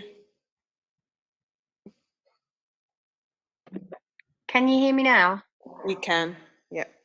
Great, fantastic. No, I just wanted to say thank you for the presentation. It's really interesting to hear what you're managing to be able to do in Lambeth and Islington. Very impressive offer. Maybe quite similar to Councillor Adejare's question, actually. I'm interested in measurable outcomes insofar as you can measure them. And obviously, it sounds like what Lambeth are doing is quite new, but perhaps you may have some expected outcomes in terms of how things might be different for young people now that you're taking this approach. And in Islington, I was quite interested in the house and the idea of training people to become ready to take on a social tenancy, which I think is a really good idea. So I just wondered if Brenda could expand slightly on that. And who lives in the house? Is it just the young people together, or is there a key worker? How does that work in terms of, I don't know, helping people form a community? I'm sorry if that is too. Thank you very much. Thank you. Do you want to kick us off, Sophie? Is that all right? Yeah, that's absolutely Thank you. fine. So yeah, so in terms of the decommissioning everything, yeah, it's really unique. Yeah, it's a big challenge, I'll be honest, and we've had to kind of expand our team massively in order to have the capacity to actually deliver this. But the fact that we have, and we've got that backing from the council, yeah, just shows how much will there is to make this happen. In terms of the savings, we've got some amazing accountants that have worked really, really closely with me to do the financial modelling on the new pathway, and the minimum saving, minimum, and we're not going to know totally until we've like gone through that tender process, but the minimum saving is going to be like 2 million a year. So, and that is minimum, and the services compared to what we have now, I mean, yeah, in terms of, and then coming to your question about the outcomes, we think that, like, from every which way, this is going to improve the lives of our young people. We are going to be able to keep them at home. We are going to keep them in foster placements. In terms of the actual accommodation offers, we will have small specialist services. So where we've got big 80, 87 bed hostels in, like, not only crime hotspots, but gang hotspots in the borough, we are closing them down. We are going to be opening small 7-bedroom properties with a variety of support. So there'll be a mixture of like 24 hours, really intensive support with psychologists on site, down to, as Brenda was talking about, that kind of visiting support, so that young people still get something prior to them going into independent living. So we just think we'll basically keep young people out of accommodation in the best possible way. We'll move them into their own accommodation this end with the right support, so that actually they will be able to maintain that accommodation but live successful lives. So it's all about, sustaining a successful life, getting into education, training, employment. You've touched on like rents and things. I could talk about that forever. I won't even go there, but because we want our young people to work. So the amount of accommodation I turn down because I'm like, your rents are too high, that's just not acceptable. I'm not setting our young people up in Lambeth that they have to live a life on benefits. So yeah, loads. And then in terms of what you was asking, Councillor Adajare, apologies, my words are muddled, about going to university and coming back and securing social housing, it's not something that I've heard as an issue. So I know that we've got loads of our young people who have been in university, or care leavers, sorry, that are in their social housing now. We've got quite a number that are in social housing at university at the same time, because they're at universities in London. So that's all I can say on that. It's, everything else has hit me over the head that's not working, and not that. So I'm assuming it's fine, basically.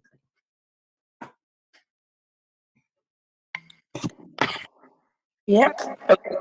Thank you, Brenda. Okay, so I'll just say a little bit more about the house project. So the National House Project, the way they set it up, the original idea was actually to have a house, a shared house where young people move into and are able to make home, learn some skills with the properties. So they might be doing some painting, some decorating. We weren't able to do that in London because in Islington, having a large multiple bedroom accommodation wasn't something we're able to source. So instead, what we've done in Islington is we've got a base for our young people where they can go to and access, and they've decorated the space, made it their own. It's actually within a shared community center, but what we do to try and still create that very close togetherness bond for the young people, because the aspect of community is quite important. Building a community for themselves is quite important. We start off with residential activities. We'll have weekly sessions with the young people. Some of those are individual sessions, some of them are group sessions. So inviting the young people to get to know each other and be a support network for each other. And what we've been able to find is that through the young people also building some of those relationships, they too can be a support for one another when they move into their own tenancies. So they will have a facilitator allocated to them. The facilitator will then be able to continue to maintain a relationship with the young person at least 6 months after they've moved into their tenancy, alongside the support of their young person advisor or social worker. So still really maintaining that loop in. Yeah, I hope that's answered that. That's really, really helpful. And I'm so sorry that we have other members who would like to ask questions, but we've really overrun quite considerably. So I'm wondering if you wouldn't mind, because I think many of us have real burning questions, because in short, you're sort of doing what we would like to be doing. And we would quite like to know what the challenges are that you're experiencing, because I'm sure there will be some that will have prompted this move. And also, Sophie, just even thinking saving £2 million, that brings you down to still even more than we're spending on semi-independent and supported accommodation. So there would still be challenges even were we to implement something along those lines. So if you wouldn't mind if we can follow up with some of those questions, although I think Councillor Patrick has a burning question that she'd like to ask, and then we're going to have to move on to the next part of this meeting. Thank you. I'd actually like to ask our head of housing, Jennifer Winter, who's on, I see is online, and now a member of the Corporate Parenting Committee. I don't know if she's heard the discussions about how they do the letting in Lambeth and Islington, and whether she could see whether that sort of policy could work in Hackney, and how it could work. And I'm perhaps throwing Jennifer under a bus, but without giving her any prior warning. But I'd be interested in her thoughts on the situation, and how that would work compared to the 18 that we give out. Not at all, Councillor Patrick. More than happy. I think what has probably come across to all of you, listening to Islington and Lambeth, is that we all suffer with the same issue. We all have very densely populated boroughs, high rents and low levels of social housing. I don't think anyone would dispute that.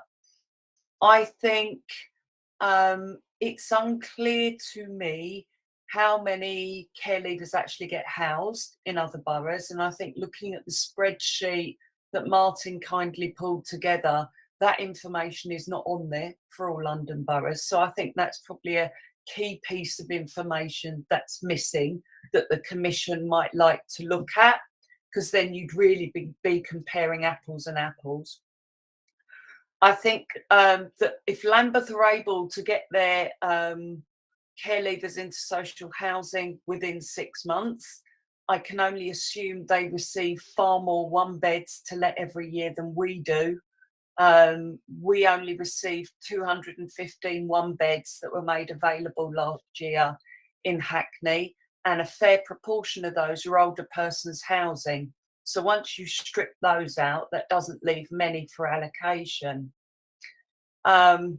We know the biggest reason for voids in social housing, the main reason for voids, is the death of the tenant. So we can never gauge how many we get or when we're going to get them. So it makes planning very, very difficult. It doesn't look like many other boroughs have a quota. I think there's only 2 or 3 boroughs that have a quota.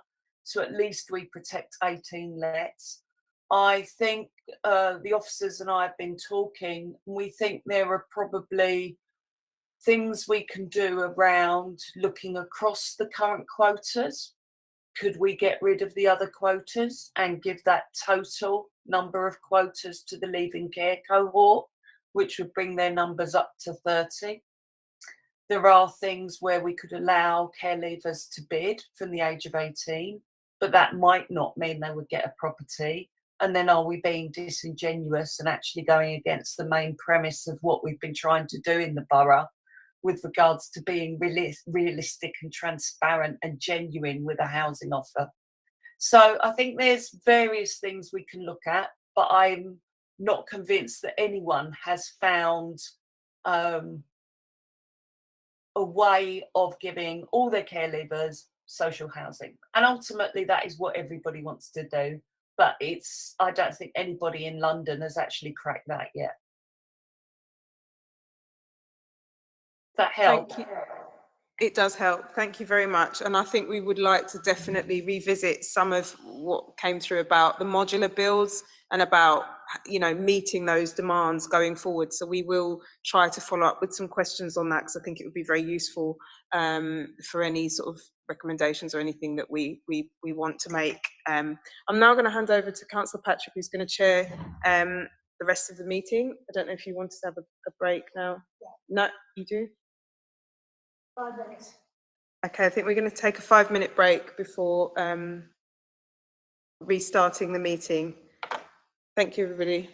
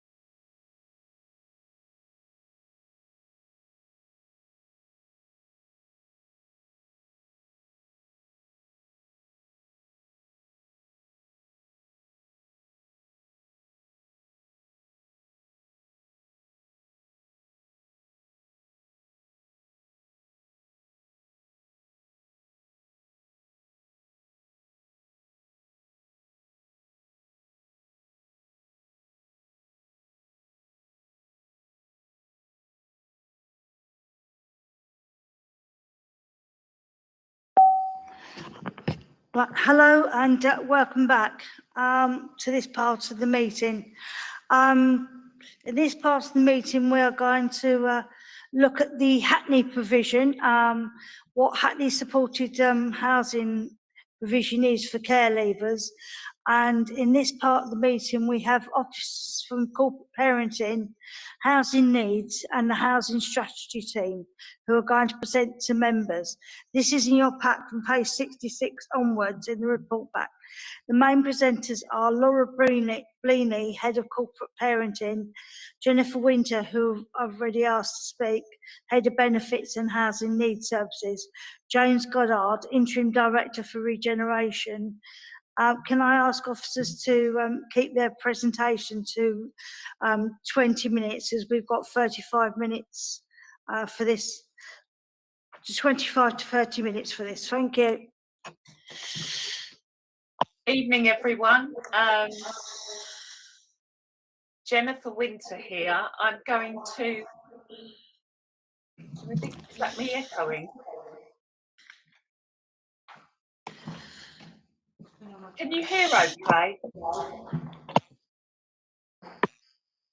There is feedback. It's not you, Jennifer. I think someone's got their microphone on. Oh, okay. All right, I'll go ahead.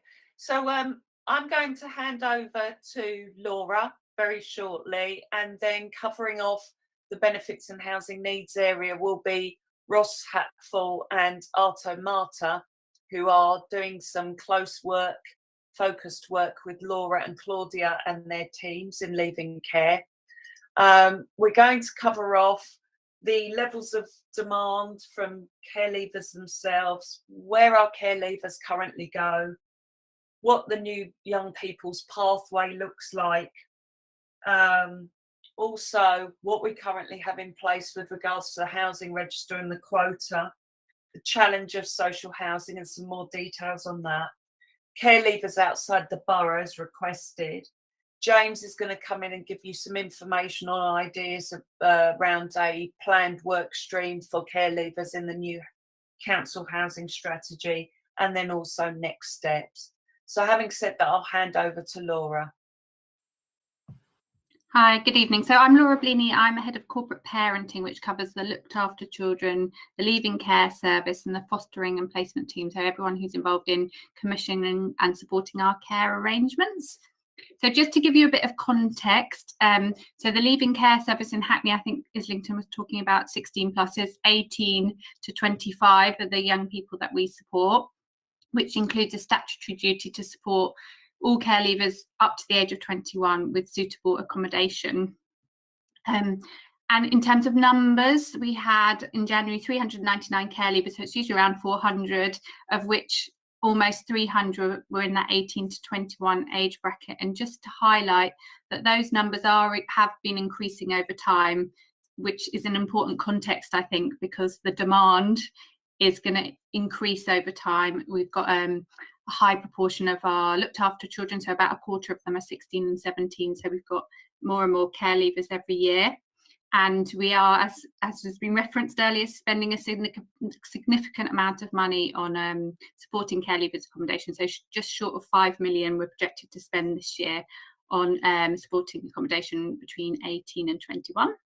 If we go down, this just gives you a flavour of the types of accommodation. And I think, as Islington explained earlier, it's the same range that most boroughs have. So the largest proportion of our young people are in supported accommodation. Some are in independent tenancies, so they might be living at university in shared accommodation with friends, or have made their own choices to go into the private rented market. Staying put is living with former foster carers, and supported lodgings is living with people who have been assessed and approved through our fostering panel, but offer a lower level of support than a foster carer will, but still in a family environment. Some young people choose to live with friends and family post 18, so they might go back to their parents, or they might live with siblings or girlfriends or family friends. a significant number are in prison, and that's a conversation for another day, way more than we would like. There's lots of work been going on Pan London to think about the criminalisation of looked after children and how we get that number down. And the two that we currently have of no fixed abode would be our young people that we have offered accommodation to. They haven't wanted to take our accommodation and have taken themselves elsewhere, but haven't confirmed to us where they are. And so we would always offer accommodation in line with our duty to any 18 to 21-year-old. So in terms of those key three, staying put, I think is something that, similarly as Lambeth mentioned, we really, really want to encourage more young people to stay put wherever possible with their foster carers if they're in foster care pre-18. Because that would be an experience commensurate to most 18-year-olds. Most 18-year-olds do not move out of home at 18. Lots of 18-year-olds are in the middle of year 13 when they turn 18. So we are increasingly seeing young people staying put, which is great. We would like to continue to expand on that trend. A challenge of that is if children stay put with their foster carers in the room that they had been fostered in, we don't have that room and that space available for new children that need a foster home. So that strategy relies on us increasing the number of foster carers over time, which our fostering team are absolutely amazing at doing, and we are doing, but there's a national significant pressure on recruiting foster carers. So it's a challenge. We are increasingly recruiting supported lodgings carers, and we would like to encourage more young people to consider that option. Sometimes, especially if children have not been in family home environment, so a foster care environment pre-18, they're a little reluctant to go back into a home. But we hope that we can encourage more young people to consider that option because we think it's a good option for many.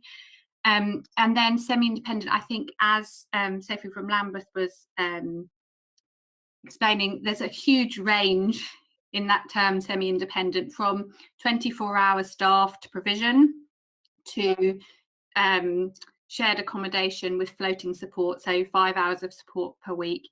We have a handful of very, very complex young people who really struggle to live alongside other young people, so we have bespoke arrangements. So as a service, I think we're really committed to doing everything we can to support young people in the living arrangement that will meet their needs between the ages of 18 and 21. As we heard, I think, from Councillor Bramble, and we've heard from other people, and we've heard from young people, there's lots of challenges in the semi-independent market, which is a private providers market largely, in terms of quality, availability, price. And so we are just about to enter a new commissioning arrangement, which has lots of similarities to that which was being described in Lambeth. So thinking about how can we work, and the contract's gone out to 3 providers, small homes. We don't have all our homes. Maria's here, so she can correct me if I'm wrong, but I think 7 or 8 would be on the large side for us, and certainly not big blocks of accommodation. So small homes, more affordable, more flexibility around the support model. So young people can, if they're at points in their life need more support, they can get that. The support can flex, so when they're feeling more settled, they get less support without having to move. So otherwise, young people would, if you're at a period of time where you need more support, potentially move to a higher support accommodation. And a big emphasis, as I think Lambeth said, around homes, commissioning homes in and around Hackney. So in the new contract, all the homes are in Hackney or in local boroughs. So we're supporting more young people to stay local.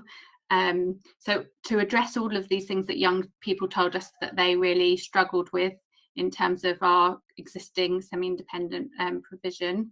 And if you scroll on, Martin, I think it's a 7-year contract, which means that we've secured competitive rates for 7 years. We've seen in all our care arrangement market that the growth in price is exponential. So we feel this will deliver real cost savings to the council over time. I think someone else mentioned psychologically informed environment. So there's a real emphasis on working closely with those providers on the quality of the support they give to young people, which is really helpful. I'm just waiting for the presentation to come back up. So that's what we're doing in terms of trying to support the improvement of the current semi-independent provision. I will move on to my own screen to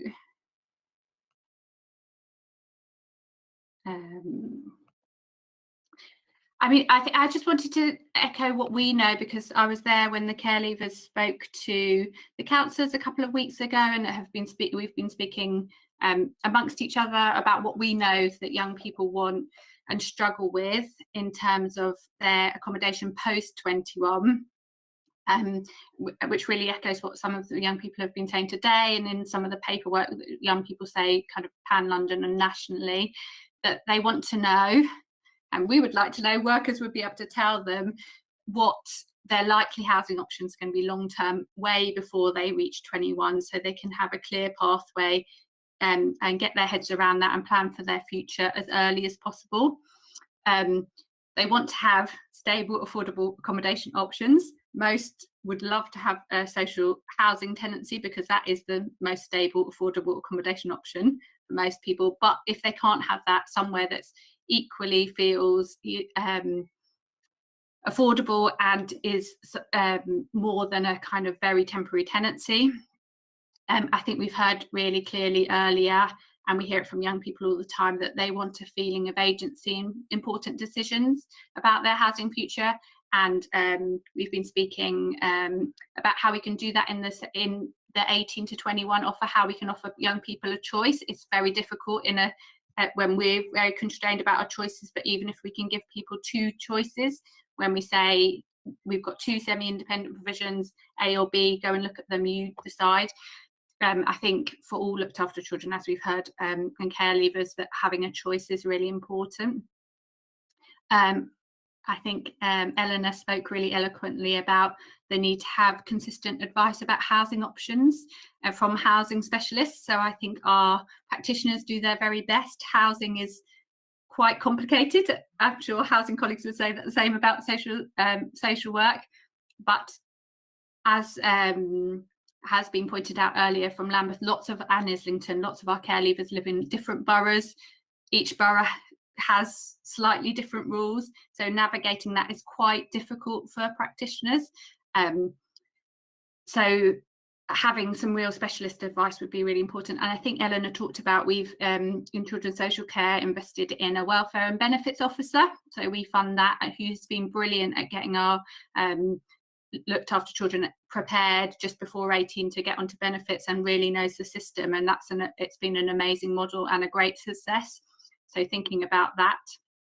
And then in terms of choice, I think that the issue that's come up already this evening is about where they want to live. So similarly to one of the other boroughs that spoke earlier, a significant proportion of our care leavers live not in Hackney and not in a neighbouring borough, and often it's some of our most complex young people, because we've had to place them at a distance, maybe because of risk issues, maybe because they have additional needs, and we've had to look further afield to find a home that most meets their needs. And as those children and young people grow up in other areas, they have friends, they have education, they have employment opportunities, they have foster carers, so they want to stay in those other areas, and we want to help them to stay in those other areas, but it can be quite complicated to do so. So, for example, some areas of the country, I know Karina, who's our fostering manager, says in Manchester there isn't really a big semi-independent provision market, so finding somewhere that's suitable for them to live at a distance is quite tricky. And then obviously, I think someone mentioned earlier, we don't have it in our gift to give a social tenancy outside of Hackney. And just to talk about the quota places, because we've talked about quite a lot, I think, with councillors in preparation for this and internally. We have 18 nominations a year. Things that we take into consideration are whether they are kind of approaching 20, because there's a bit of a delay between the nomination and them securing their home, and they need to have the home before 21. We need to think about whether they want to live in Hackney because they're only Hackney homes.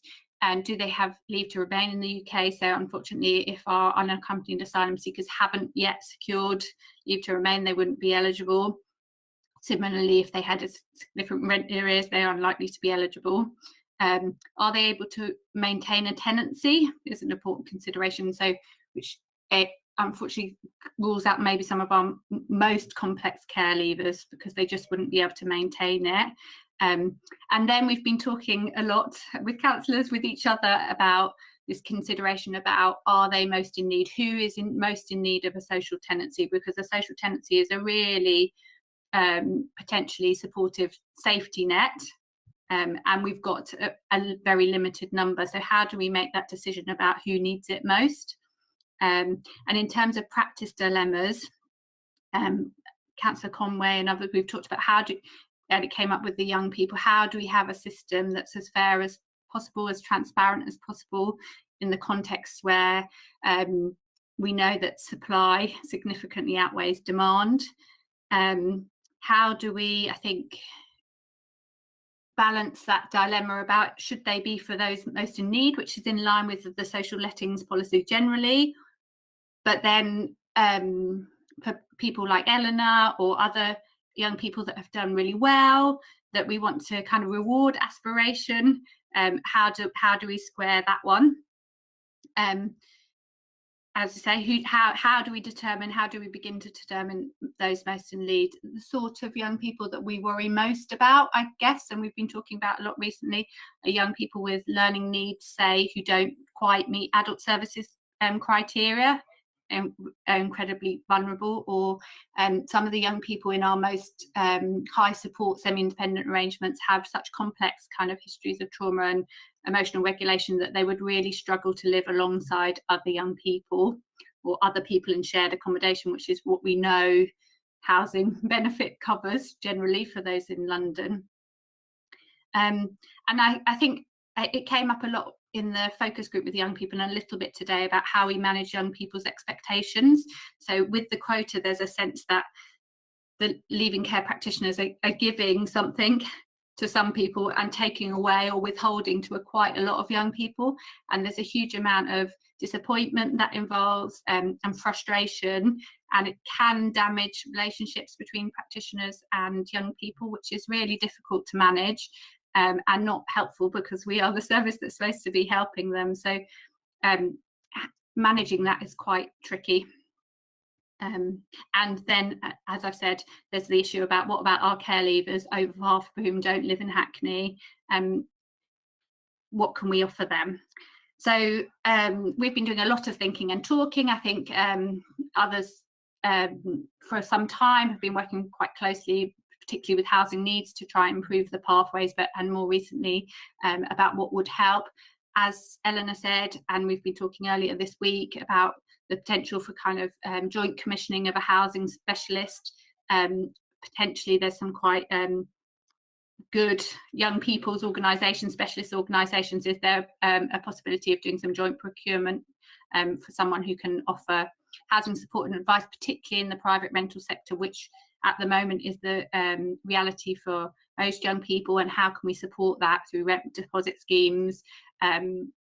We've been talking about the greenhouse, which is for single homeless young people, and is there scope within that contract to have 1 or 2 officers that are the care leaver specialists, so that we build relationships with them, young people build relationships with them, we can have some shared spaces where we see young people. We do need to rethink the quota system and think about, we absolutely do want the social tenancies. We'd love it if someone could magic us a lot more social tenancies, but thinking about how we manage that and manage the expectations around that and do that as fairly as possible is important. And we're really keen to keep talking to James and our housing strategy colleagues about diversification of opportunities for care leavers. So what else can we offer? What in Hackney, around Hackney, outside of Hackney, that would support care leavers into what we all want, which is the secure, stable housing opportunities in the long term. Yeah, and I think the final point is about communication. I think the young people spoke really clearly about it, and we've heard about it again tonight. And I guess there's a challenge, I think, in terms of the context has changed so much in housing in the last 5 years, say, that we could start talking to 14-year-olds now, and the context could be very different in 5 years. So what we told them would no longer be true. So, but there's something about us being really needing to be much better at our communications across, and to have clear and consistent messages with children in care and care leavers about their housing pathways, what options are realistically open to them, and in the short, medium and long term, which I think was a very powerful message again earlier today. And so then Jennifer, or Ross, is it? Yep, yes, it's over to me. I'm Ross Hatful. I'm one of the Legislation Strategy and Project Officers in Benefits and Housing Needs. So I'm here to talk about housing demand and affordability. So Hackney is now one of the least affordable places in the country. And in the last 10 years, it's seen the second highest jump in property prices, increasing by an average 105% to 604,000. We're second only to Waltham Forest. And over 20 years, we've had, if you measure it over 20 years, we've had the highest jump in property prices. So Hackney is increasingly unaffordable. We've still got 8,500 households on the housing register, a huge amount. And that's after we've just reviewed our housing register and reduced it from 13,500. So everyone left on that register, the 8,500, legally has to be there and are in the most acute housing need.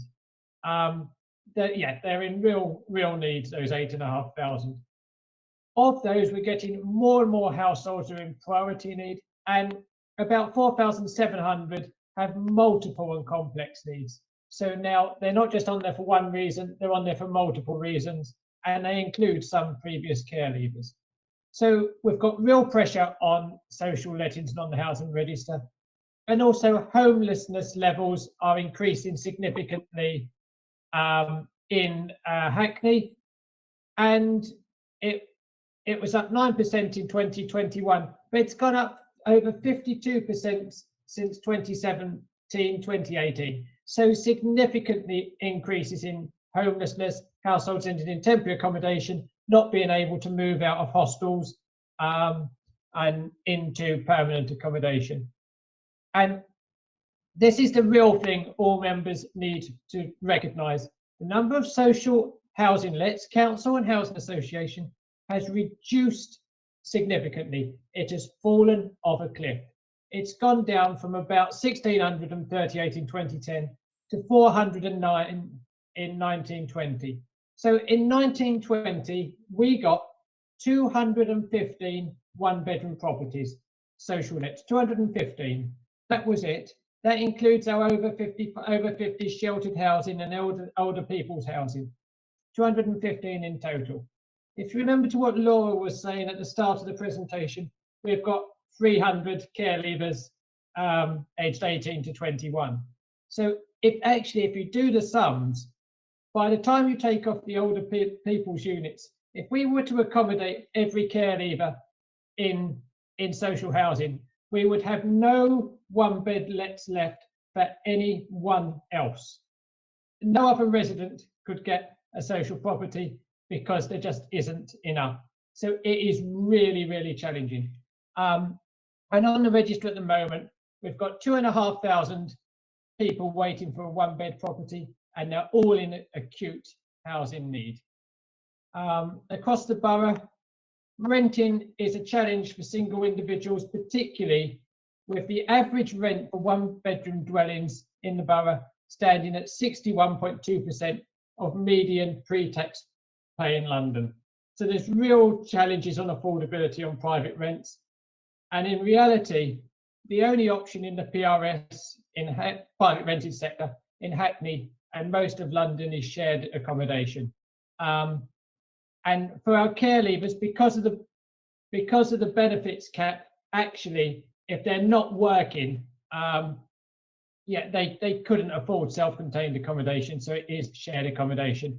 For singles, that would be a full week's work, and for lone parents, it's over 16 hours they have to work to avoid the benefits cap. Ironically, the exact opposite of what the social worker had told the care leaver earlier about how many hours she should be working, which is interesting. So, as was said, we do have a quota. We are one of a handful of boroughs to have a specific quota rather than just letting care leavers access the housing register. That is 18 properties ring-fenced for care leavers, made 16 one-beds, 2 two-beds. In some ways, it's a bit of a mixed sword because everyone hears we've got this quota for care leavers. What they don't hear is 95% of care leavers will not get those quota properties. So in some ways, we are building false expectations, and there are some care leavers who should probably be considering private rented options, but because they've heard of the quota, they're not, and then they ultimately feel disappointed. For social housing, the waiting times currently for one bed is three years and going up significantly. As the number of lets come down, that is climbing rapidly, and 12 years if they need a 2-bed property. So if you go on the register, generally for a 2-bed, it's 12 years. And we're only now really getting lets through when a tenant dies. The whole unaffordable nature of the Hackney rental market and the London rental market means people do not give up a social tenancy. They do not move out of a social tenancy. They can no longer find properties in Essex and Kent and on the coast because they are unaffordable. So they stay in their social lets until, unfortunately, they pass away. And that varies year on year, but it is going down year on year. We've kept the quota at 18, even though our lets have reduced 75%. But again, 18 for most care leavers, the quota unfortunately is not an option with that amount. So there are things, there's a setting up home allowance of £2,000 to all care leavers assessed as ready for a tenancy to support them in furnishing their first property. If they do go down through the greenhouse route and we try to prevent their homelessness before they become homelessness, we can pay their deposit, we can pay the 1 month's rent in advance to help them to find affordable private rented properties. So we do that. And we have got our peer landlord scheme, which we do with Thamesreach, which provides shared accommodation with support. And one of the groups we are targeting with that are care leavers. And it's a really, really lovely property. It was a council property. We've given it to Thamesreach on a peppercorn rent. They provide the support. It provides shared accommodation, but they're not just kicked off onto their own as they would be if they went into private rented. It is much more hand-holding than that. And we launched that this year, and it has been really, really successful. Although there are still care leavers who turn it down because it's shared accommodation, when the reality is, because of affordability challenges in London, shared accommodation is all that is available and affordable. So that's that's the housing offer, and I'll pass over to my colleague to carry on. Thanks, Ross. Councillors, you'll be pleased to know that when I normally do these slides to you, I have to set out the preamble, but that's been articulated by Laura, Ross and other colleagues perfectly tonight, so that will allow me to get straight onto the point. Ross there also gave a good summary of the stuff that we're doing at the moment. We are producing a new housing strategy that will cover the long-range strategic options and priorities in Hackney. You've heard how the Hackney housing crisis is affecting everybody. It's figures, stats, and real-life people there from Laura and from Ross. What we will be doing in the new strategy, we'll start to develop it in the summer, just to give you already some assurance. We've been thinking about care leavers, we already are onto care leavers, we know it's a priority. It will be one of the priority objectives of the new housing strategy. along with other things, but they're subjects of other scrutinies as well. We'll be pleased to know. So it will form a priority objective. We've heard tonight words like pathway, protocols. In many respects, these are very similar things, the important Ps, but we are looking at the new, medium and long range strategic options for how we take this forward. If I was to summarize pretty much everything I ever say to you, what lies at the heart of all of this is simply the lack of good quality and affordable housing supply. In a sense, we could summarize and bring it down to all of that. So that second bullet point there, after we say development of a new housing pathway, is really the key thing for us, what we've been looking at. And this will be developed. We don't have magic wands tonight. We're looking at a whole range of things. Colleagues have mentioned modular earlier on. We're looking at modular housing. We've got an asset review that's looking at all our sites where we can do stuff. That's underway. We've got the short-term things there. Ross has mentioned the rent deposit schemes, stuff like that, which we'll carry on with, the quota, etc., etc. But there are other options. One of the things we could do, for example, and I've done this in other boroughs, is how we use our housing company. The Hackney Housing Company is not yet authorised or set up to deliver housing, for example, for care leavers, but it could be. And where I've done this in other boroughs, we are using Hackney Housing Company or a housing company to provide accommodation that's good quality and is also affordable. And we have a product called Hackney Living Rent, which most of you will probably be aware is 1/3 of markets. Long-term tenancies, independent and semi-independent living. So that's just, again, something we are really going to be looking at in the new strategy, how we do that and how we deliver these different forms of tenure across the piece. We've heard about staying put, we've heard about the quota. They will all, they're all part and parcel of our strategic review. Another thing we heard particularly from our colleague in Lambeth, was the importance of a single approach to this. So the join up between social care, between housing, between all the component elements, that's built into this. We'll look at that, and there may well be a development of a mini pathway of housing that sits just below the care leavers pathway. We can work that one out. One of the other key things about a single approach is we're working with and we are looking at how much more our partners can do. And by partners, I'm talking housing associations here. So we've started to engage with them. They have resources, they have stock, again, for further options. This will be developed over the next 12 months or so. And as a final point, and we can come back to all of this later, when I've done presentations and where we've looked at reviews like this before, those last 2 bullet points, personal housing plans, corporate parent principles, I put them on there because I often get asked questions, and it's always about reinforcing this really is about personal, household, the individual context, as well as the support around that, and the fact that we are the corporate parent. And that's fundamentally, and that will be fundamentally important to how we develop that strategy. Those principles do not change.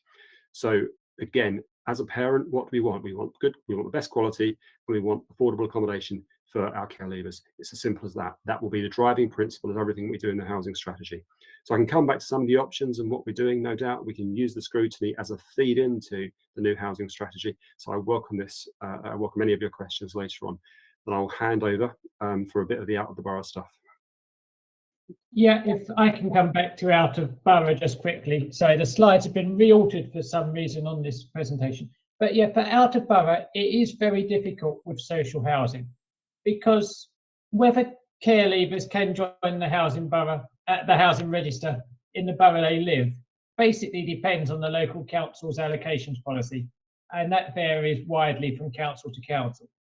Now, if they were in an area for at least 2 years, some of which was before they were 16, they automatically have a local connection to that area, so don't have to meet the residency criteria. But if they've been in that area for less than 2 years, or it was after they're 16, then they're subject to any residence requirements that that area may introduce. And most councils in London have at least 3 years, some have 5. One, I think, is as high as 10 years residency requirement.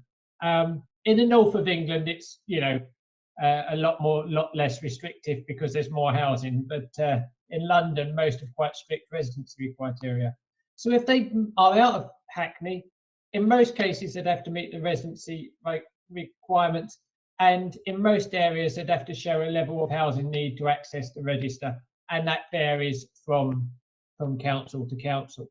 So realistically, for most of them, if they're outside of Hackney but possibly in London, the South East, getting on the housing register will be quite tricky.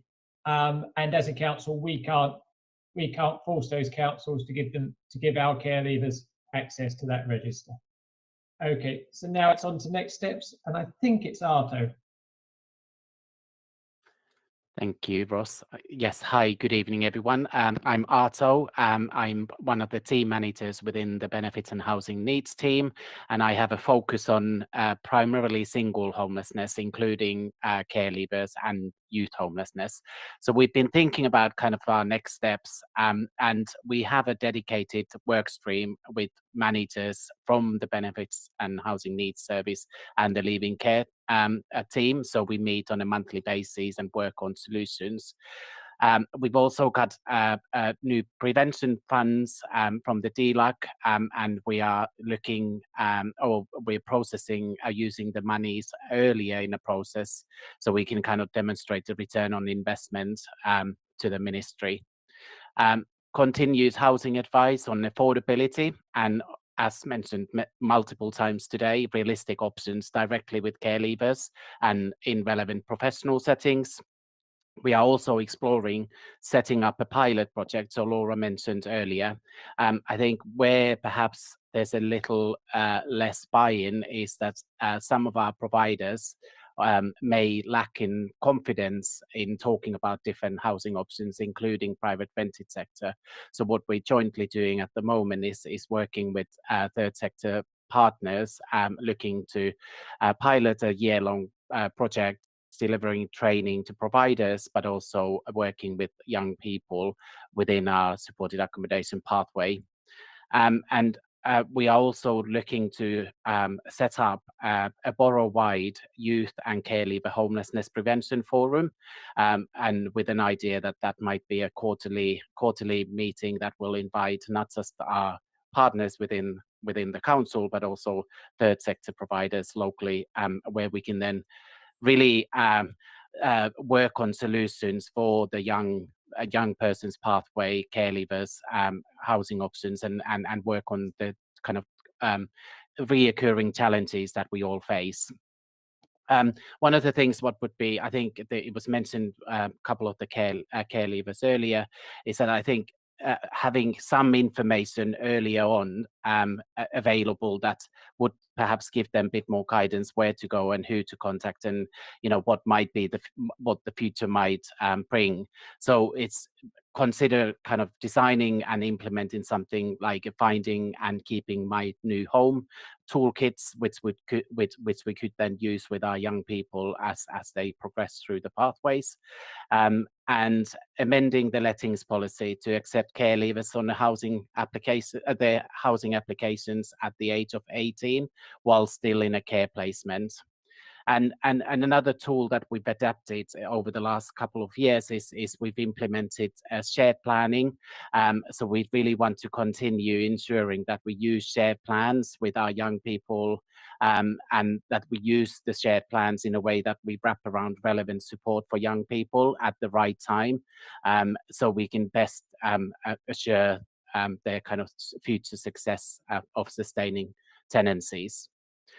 And the final slide from me is really looking at the personalised housing plan, and the kind of advice we give to our young people. So it is meant to be more than just a leaflet. So within the Benefits and Housing Needs Service, we provide dedicated, providing meaningful advice and assistance to all of our households in housing need in the borough. So personal housing plans are developed by the resident with assistance from housing advice staff. So that takes into consideration wishes, but also talk about the realistic options with the individual based on their needs and wishes. And we'll use that as a kind of a bit of a chart to measure their progress as they progress through the homelessness application. And one of the key areas time after time has been mentioned is the income, and how do we maximize income and make sure that future housing options are affordable. So our officers will go through detailed income and expenditures with every applicant. and also provide access to employment and training advice through the Job Centre or Hackney Works. Arto, thank you. I'm sorry to interrupt, but time's marching up, and I know members have questions they'd like to ask, so I'm sorry for interrupt you. I know that China, one of our young people who's on the call, would like to come in, so I'm going to call her first, and then I'll take other members. Hi, I just wanted to mention a quick point. So you said something about 400 and you only got 400 and something void properties back. And I know you just made edits to the system, but what about also assignments and successions? Because we give a lot of properties to people that way who may otherwise have not been eligible for social housing. So is there something that we can do to change the policies and procedures that way to get some more properties back? Good question, China. So the law around successions changed, oh, Marcia, you might remember, maybe about 5 or 6 years ago. 2012. Yeah. So it meant that actually people that could do a succession are now really limited. So you can only do one succession now per social housing property. And so it has already been limited as far as the law will allow. So good idea, but sadly it's something we've already done and we still don't have enough. So we don't give very many discretionary successions in borough. We just can't afford to do that in a housing crisis. So we do try and make sure that we limit those wherever possible. Okay.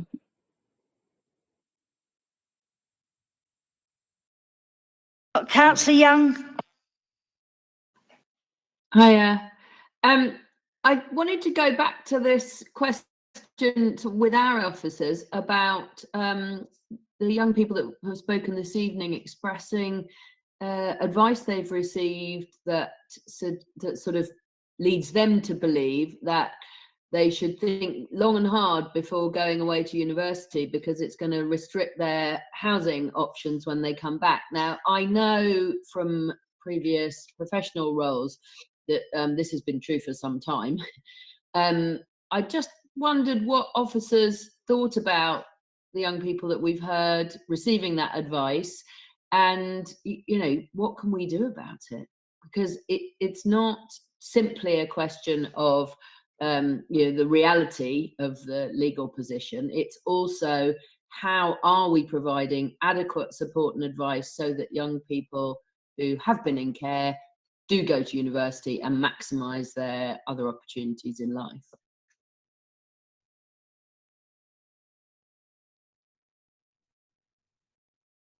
Respond quickly. Yeah, I'd just like to say, it's Claudia Hilaire, I'm the service manager for Looked After Children Care Leavers. That, yeah, absolutely, that we're very aspirational about, I think we have 40 young people at university, which is higher than most other local authorities. And certainly I recommend that, you know, care leavers do go and study outside of London to make it more affordable, like we've heard this evening. We wouldn't say if you go to university outside of London, you're then ruling out the option of housing. That's almost, yeah, I mean, we wouldn't suggest that. It's about, in that, if anything, then the slant really is about, you know, thinking about your future aspirations and your employability, not maybe fixating on just coming back to Hackney. You know, you don't know what the world's going to open up for you once you graduate. It's more those kind of conversations that we're having, and not to then think about automatically a return to Hackney, because you could be working anywhere in the country potentially. So it really is that, you know, thinking more aspirationally about them being the most employable at the point they graduate, and really thinking about their future options, and yeah, trying to reframe it in that way. I've got Councillor Conway, Councillor Gordon, Councillor Joseph, Councillor Rapp and Councillor Bramble to finish off. It's now 22 and we need to finish at 10 o'clock at the latest. So if members can restrict themselves to 2 minutes for a question, and if I take If I take Councillor Conway and Councillor Gordon, and then I'll take Councillor Rout and Councillor Joseph.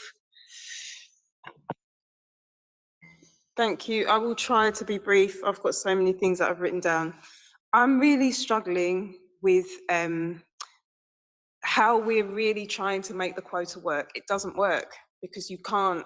It's like, if it's going to be a carrot, then who gets that carrot? Because you might have more than 18 people who deserve that placement. If it's those who are in most need, of course you're not going to have 18 young people who are in most need. That for me doesn't work. It doesn't work. And if we're going to make it work, it's going to have to be overhauled considerably so that everybody really knows where they stand. I appreciate that we may never get to a stage where we're able to provide social housing to all of our young people, but we have to have a consistency in terms of our offer. We've heard from our young people that what we're offering them is creating, or the lack of clarity around that is creating a hell of a lot of anxiety. And I don't think it's fair, especially for us to say things like, oh, you're more employable if you've gone to university. I think we need to speak to a lot of the people who've been to university and have got £46,000 worth of debt behind them and struggling to get into employment. It just doesn't work like that. It just doesn't. And I think that, this all needs to be overhauled for me quite considerably. I'm really encouraged to hear that we are looking into this. Some of the questions, so for me, the quota, it just has to be looked at. We can't just have a fixed 18. We have to figure out who we're prioritising and to ensure that whatever the offer is for the others is something that is at least comparable to some extent to what the others are being offered. Because these young people are getting it not because of what that is going on for them in other aspects of their life, but by virtue of being a care leaver. That's what we're supposed to be delivering as a corporate parent, is a universal offer to them on that basis, not for other reasons. So sorry, it's more of a statement more than anything else. Everything else that I have to contribute, I'll probably have to submit to you further along down the line. But sorry, one thing actually about the supported accommodation is there anything, because it's for 145 young people, we're spending £3 million. I appreciate this is a problem across the board. That's roughly £26,000 per young person. If their housing benefits pays for this, why does it cost that much? And we saw from the visits that we made to these supported accommodation that the prices varied considerably, and that was even for the bulk purchase, not just the spot purchase ones. So is there anything that we can do? Because it feels like the amount that we're spending there, we're sort of propping up the fact that we don't really have anything to offer in terms of longer term support. So can we look at that to see whether there's anything we can do in terms of invest to save, to supplement our housing offer? Sorry, that was long.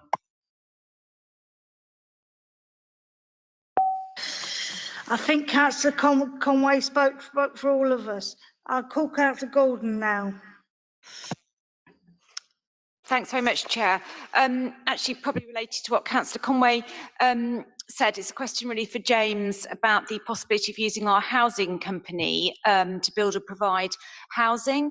I just want to know a little bit more about that, about what sort of timescale you feel that that's on, how it would fit with other priorities for the housing company, what sort of costs would be around that, and also what sort of tenure you'd be offering. So I wasn't quite clear about that, because I mean, I really do think that with the extent of this crisis, that's something that really, really has to be explored. And I hope that's going to be a recommendation we can make.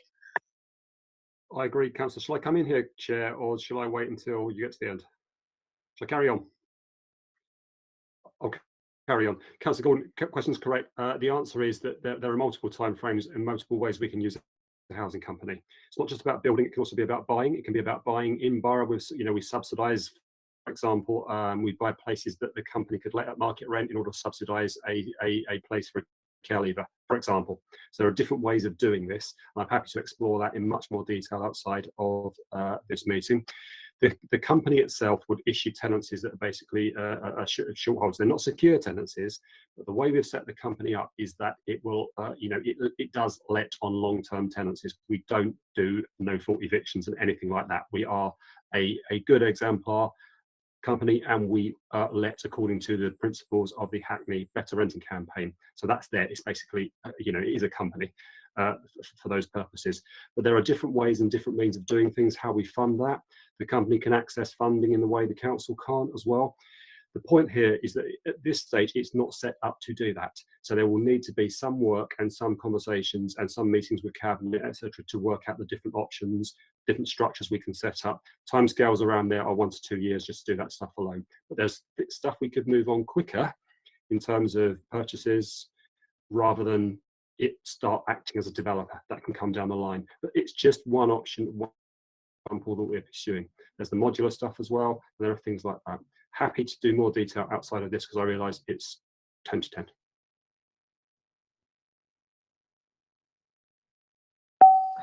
Thank you, James. I've got Councillor Joseph and Councillor Rout.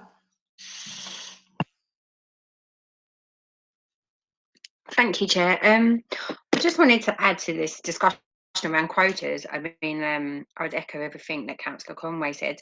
I'm just thinking that if we did reduce the age to 18, by which time people would apply to join the register, and we allowed them to continue till 25, that gives a 7-year time frame. So if we were to give Band A priority, not everyone is going to bid that year. Obviously, some people maybe will find their life take them off somewhere else, but there wouldn't be that pressure. And you could also bid over the 7-year period. You'd have that option. So I just think maybe we could do a little bit of modelling to see if that would result, how many tenancies that could result in. And obviously, it does seem to be a bit more of a fair position than doling these 18 out to, I don't know, using what criteria. So I think it would be really good to try and possibly model that. I was also wondering about the council tax. Other boroughs said that they waive council tax up until the age of 25. Are we doing that? And finally, have we made any efforts to forge reciprocal relationships with other boroughs that care leavers find themselves in for less than 2 years? Maybe there's something we could do around that, because I think it seems rather unfair that people may be settled and living quite happily in other places and they don't have a right to any kind of support there. So have we reached out to other councils? Sorry, I'll leave it at that.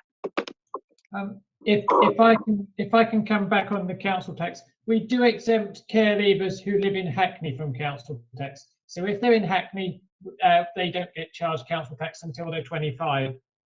So we can unfortunately only do that where they're in Hackney. So there is a London-wide campaign to try and get all boroughs to do that, so that no matter where care leavers are, they would be exempt. And that's something I strongly support. But yeah, if they're in Hackney and they're a care leaver, they're exempt from council tax. So we do that. On the quota system, we're one of a handful of boroughs that still has a quota, because how do you decide which care leaver gets one of these golden places? And you know, there is a strong argument that maybe it should only be the most vulnerable that get one of these quota places if you have a quota, and everyone else have to be prepped for the PRS. We could open the register and put them in one of the higher bands, but while some might get a place, there's no guarantees, and certainly for those that need 2-bed properties with a 12-year wait at the moment, you know, it's unlikely they would get a property by the time they were 25, but certainly some would if they were active. They went on at 18. By the time they were getting to 22, they might be in with a chance, but there are no guarantees on that. I think there's also, I mean, the modelling is a good idea, but not quite sure how we do it, because it's a bit like asking how many people in a 1-bed are going to die next year, the year after that, and the year after that. None of us could tell you that. We couldn't even make an assumption about it. So I'm not quite sure we could model future properties that would become available through the housing register, sadly. Councillor Rout? Although actually, Councillor Patrick, sorry to disturb you, Councillor Rout. Councillor Patrick, I'm surprised you haven't mentioned the 1-bed community flats.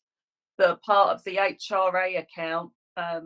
That's something that might be worth looking at to bring those back into use solely for care leavers. Might want to have a discussion with Councillor Mackenzie on that. Thank you. Okay, thank you. I suppose I just want to make a general observation based on this is what we heard from Lambeth and Islington about the mindset of those councils compared to ours. It seems to me that those councils have recognised that care leavers are special people, and I'm not convinced that we're quite treating them as special people in Hackney in the right way. A few examples. I think, unless I've misunderstood, when it comes to offering a deposit for care leavers who are going into private rented accommodation, we get to the point of them having to actually get to the greenhouse. So they're really, really on the brink of homelessness before we'll consider giving them a deposit for private rented accommodation. That seems to me scandalous, because actually, you know, these are people who are in very insecure circumstances anyway. To push them that far before we're willing to contemplate a route by which they can apply for a deposit for private rented accommodation seems to me quite shocking. I think we need to look at some of the language we're using as well when we're talking about care leavers. Some of the presentations this evening just talked about them as residents. And actually, that, you know, we have a special duty of care for these people. We are their parents. We set them on their course in life, and they're not just residents. They're special people, and we need to think about that, I think, in the way that we design things in future. It feels to me like I'm not convinced that social housing is the way forward always for this, because we haven't got very much of it, and there's not enough to meet demand. But I think we really, really have to look at the cliff edges that these people are facing at the moment, cut-off points that feel very dramatic for them. We need to think about support and care that will help them through those things. So I suppose my plea really is to just go away and have a think about how different departments within the council can work together to understand this group of people better and to understand the particular kinds of problems they have. I mean, for example, Claudia, when she was talking earlier about the university and encouraging people to go to university, we have heard from one care leaver this evening who said exactly the opposite, you know. So something's not quite working there, is it? So really, it's really just to, can we please try and learn a little bit from Islington and Lambeth about the overall attitude to these people and trying to take a more of a one council, to coin a phrase, attitude to them. Thank you.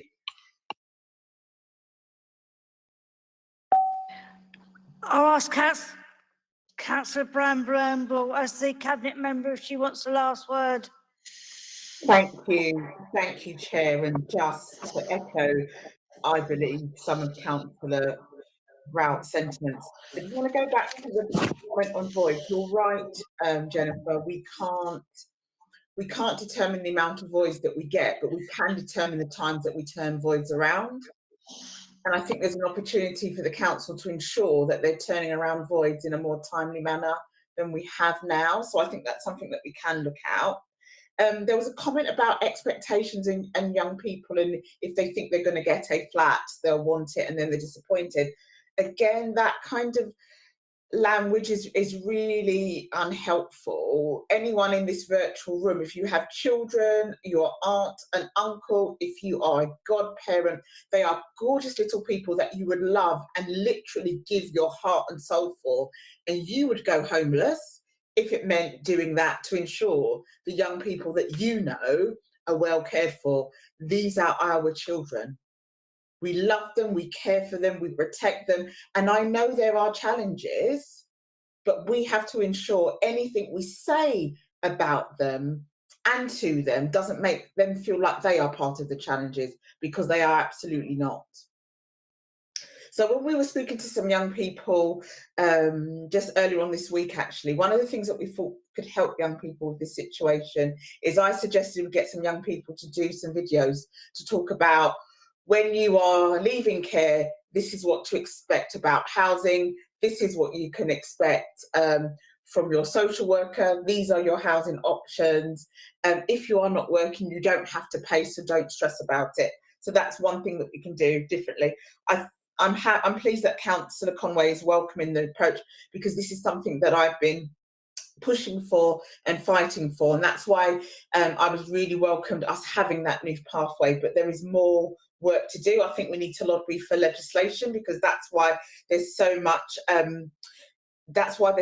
different charges around accommodations, because actually there's no clear legislation around this. Any private provider can charge what they want and give us as little as possible, and it's with officers working really hard going back with those commissioning tenders that we go into that means that we're even getting a slight improvement. So for example, when a commission tender's up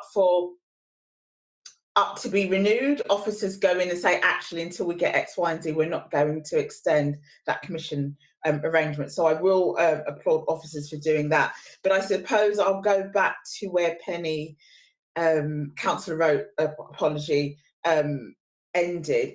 Language is critical and language is key. And what's really, what really struck me, one young person said they put off going to university because they were scared it would make them homeless.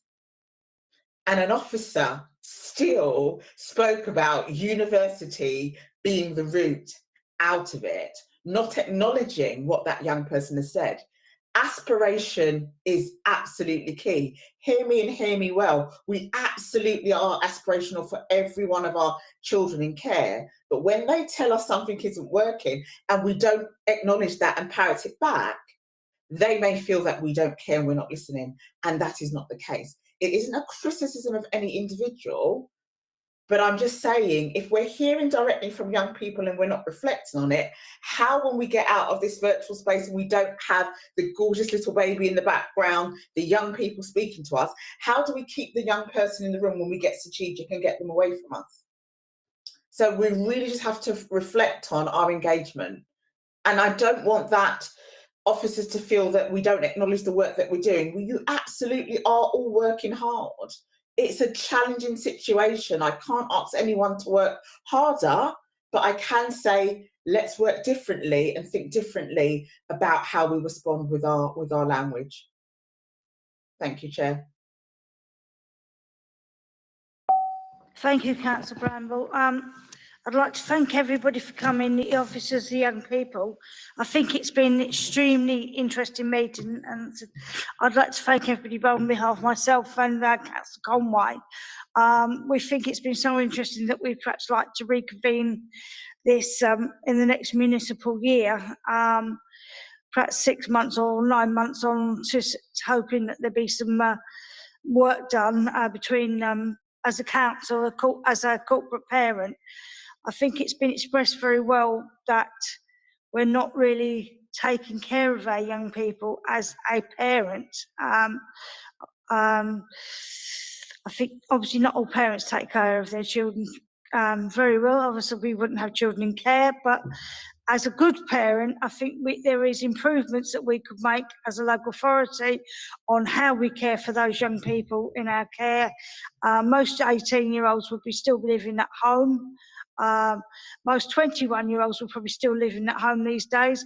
Even if they're at university, they're probably coming home, certainly for the long holiday, if not for weekends, and bringing dirty washing home and whatever young people do these days in the way of their holidays. So I do think perhaps we need to have another look at it in a few months' time. I'd like to thank everyone for coming. We don't have any minutes tonight. And we do have the final meeting where we're looking at leisure of living in Hackney on the 7th of March, and which will be the last meeting in the administration. Yeah, we'll draw up recommendations and send them to everybody, and we welcome the contributions of everybody and everybody who's volunteered to have a meeting with us. I think we'd like to take it up, especially around the housing company, because we do know that we do need to do something drastically different to make sure that our children are housed suitably for the future. Thank you very much, everybody. I call this meeting to an end. Thank you, Chair. Thank you for all the officers that gave evidence. Thank you, everyone. Bye-bye. Thank you, everyone.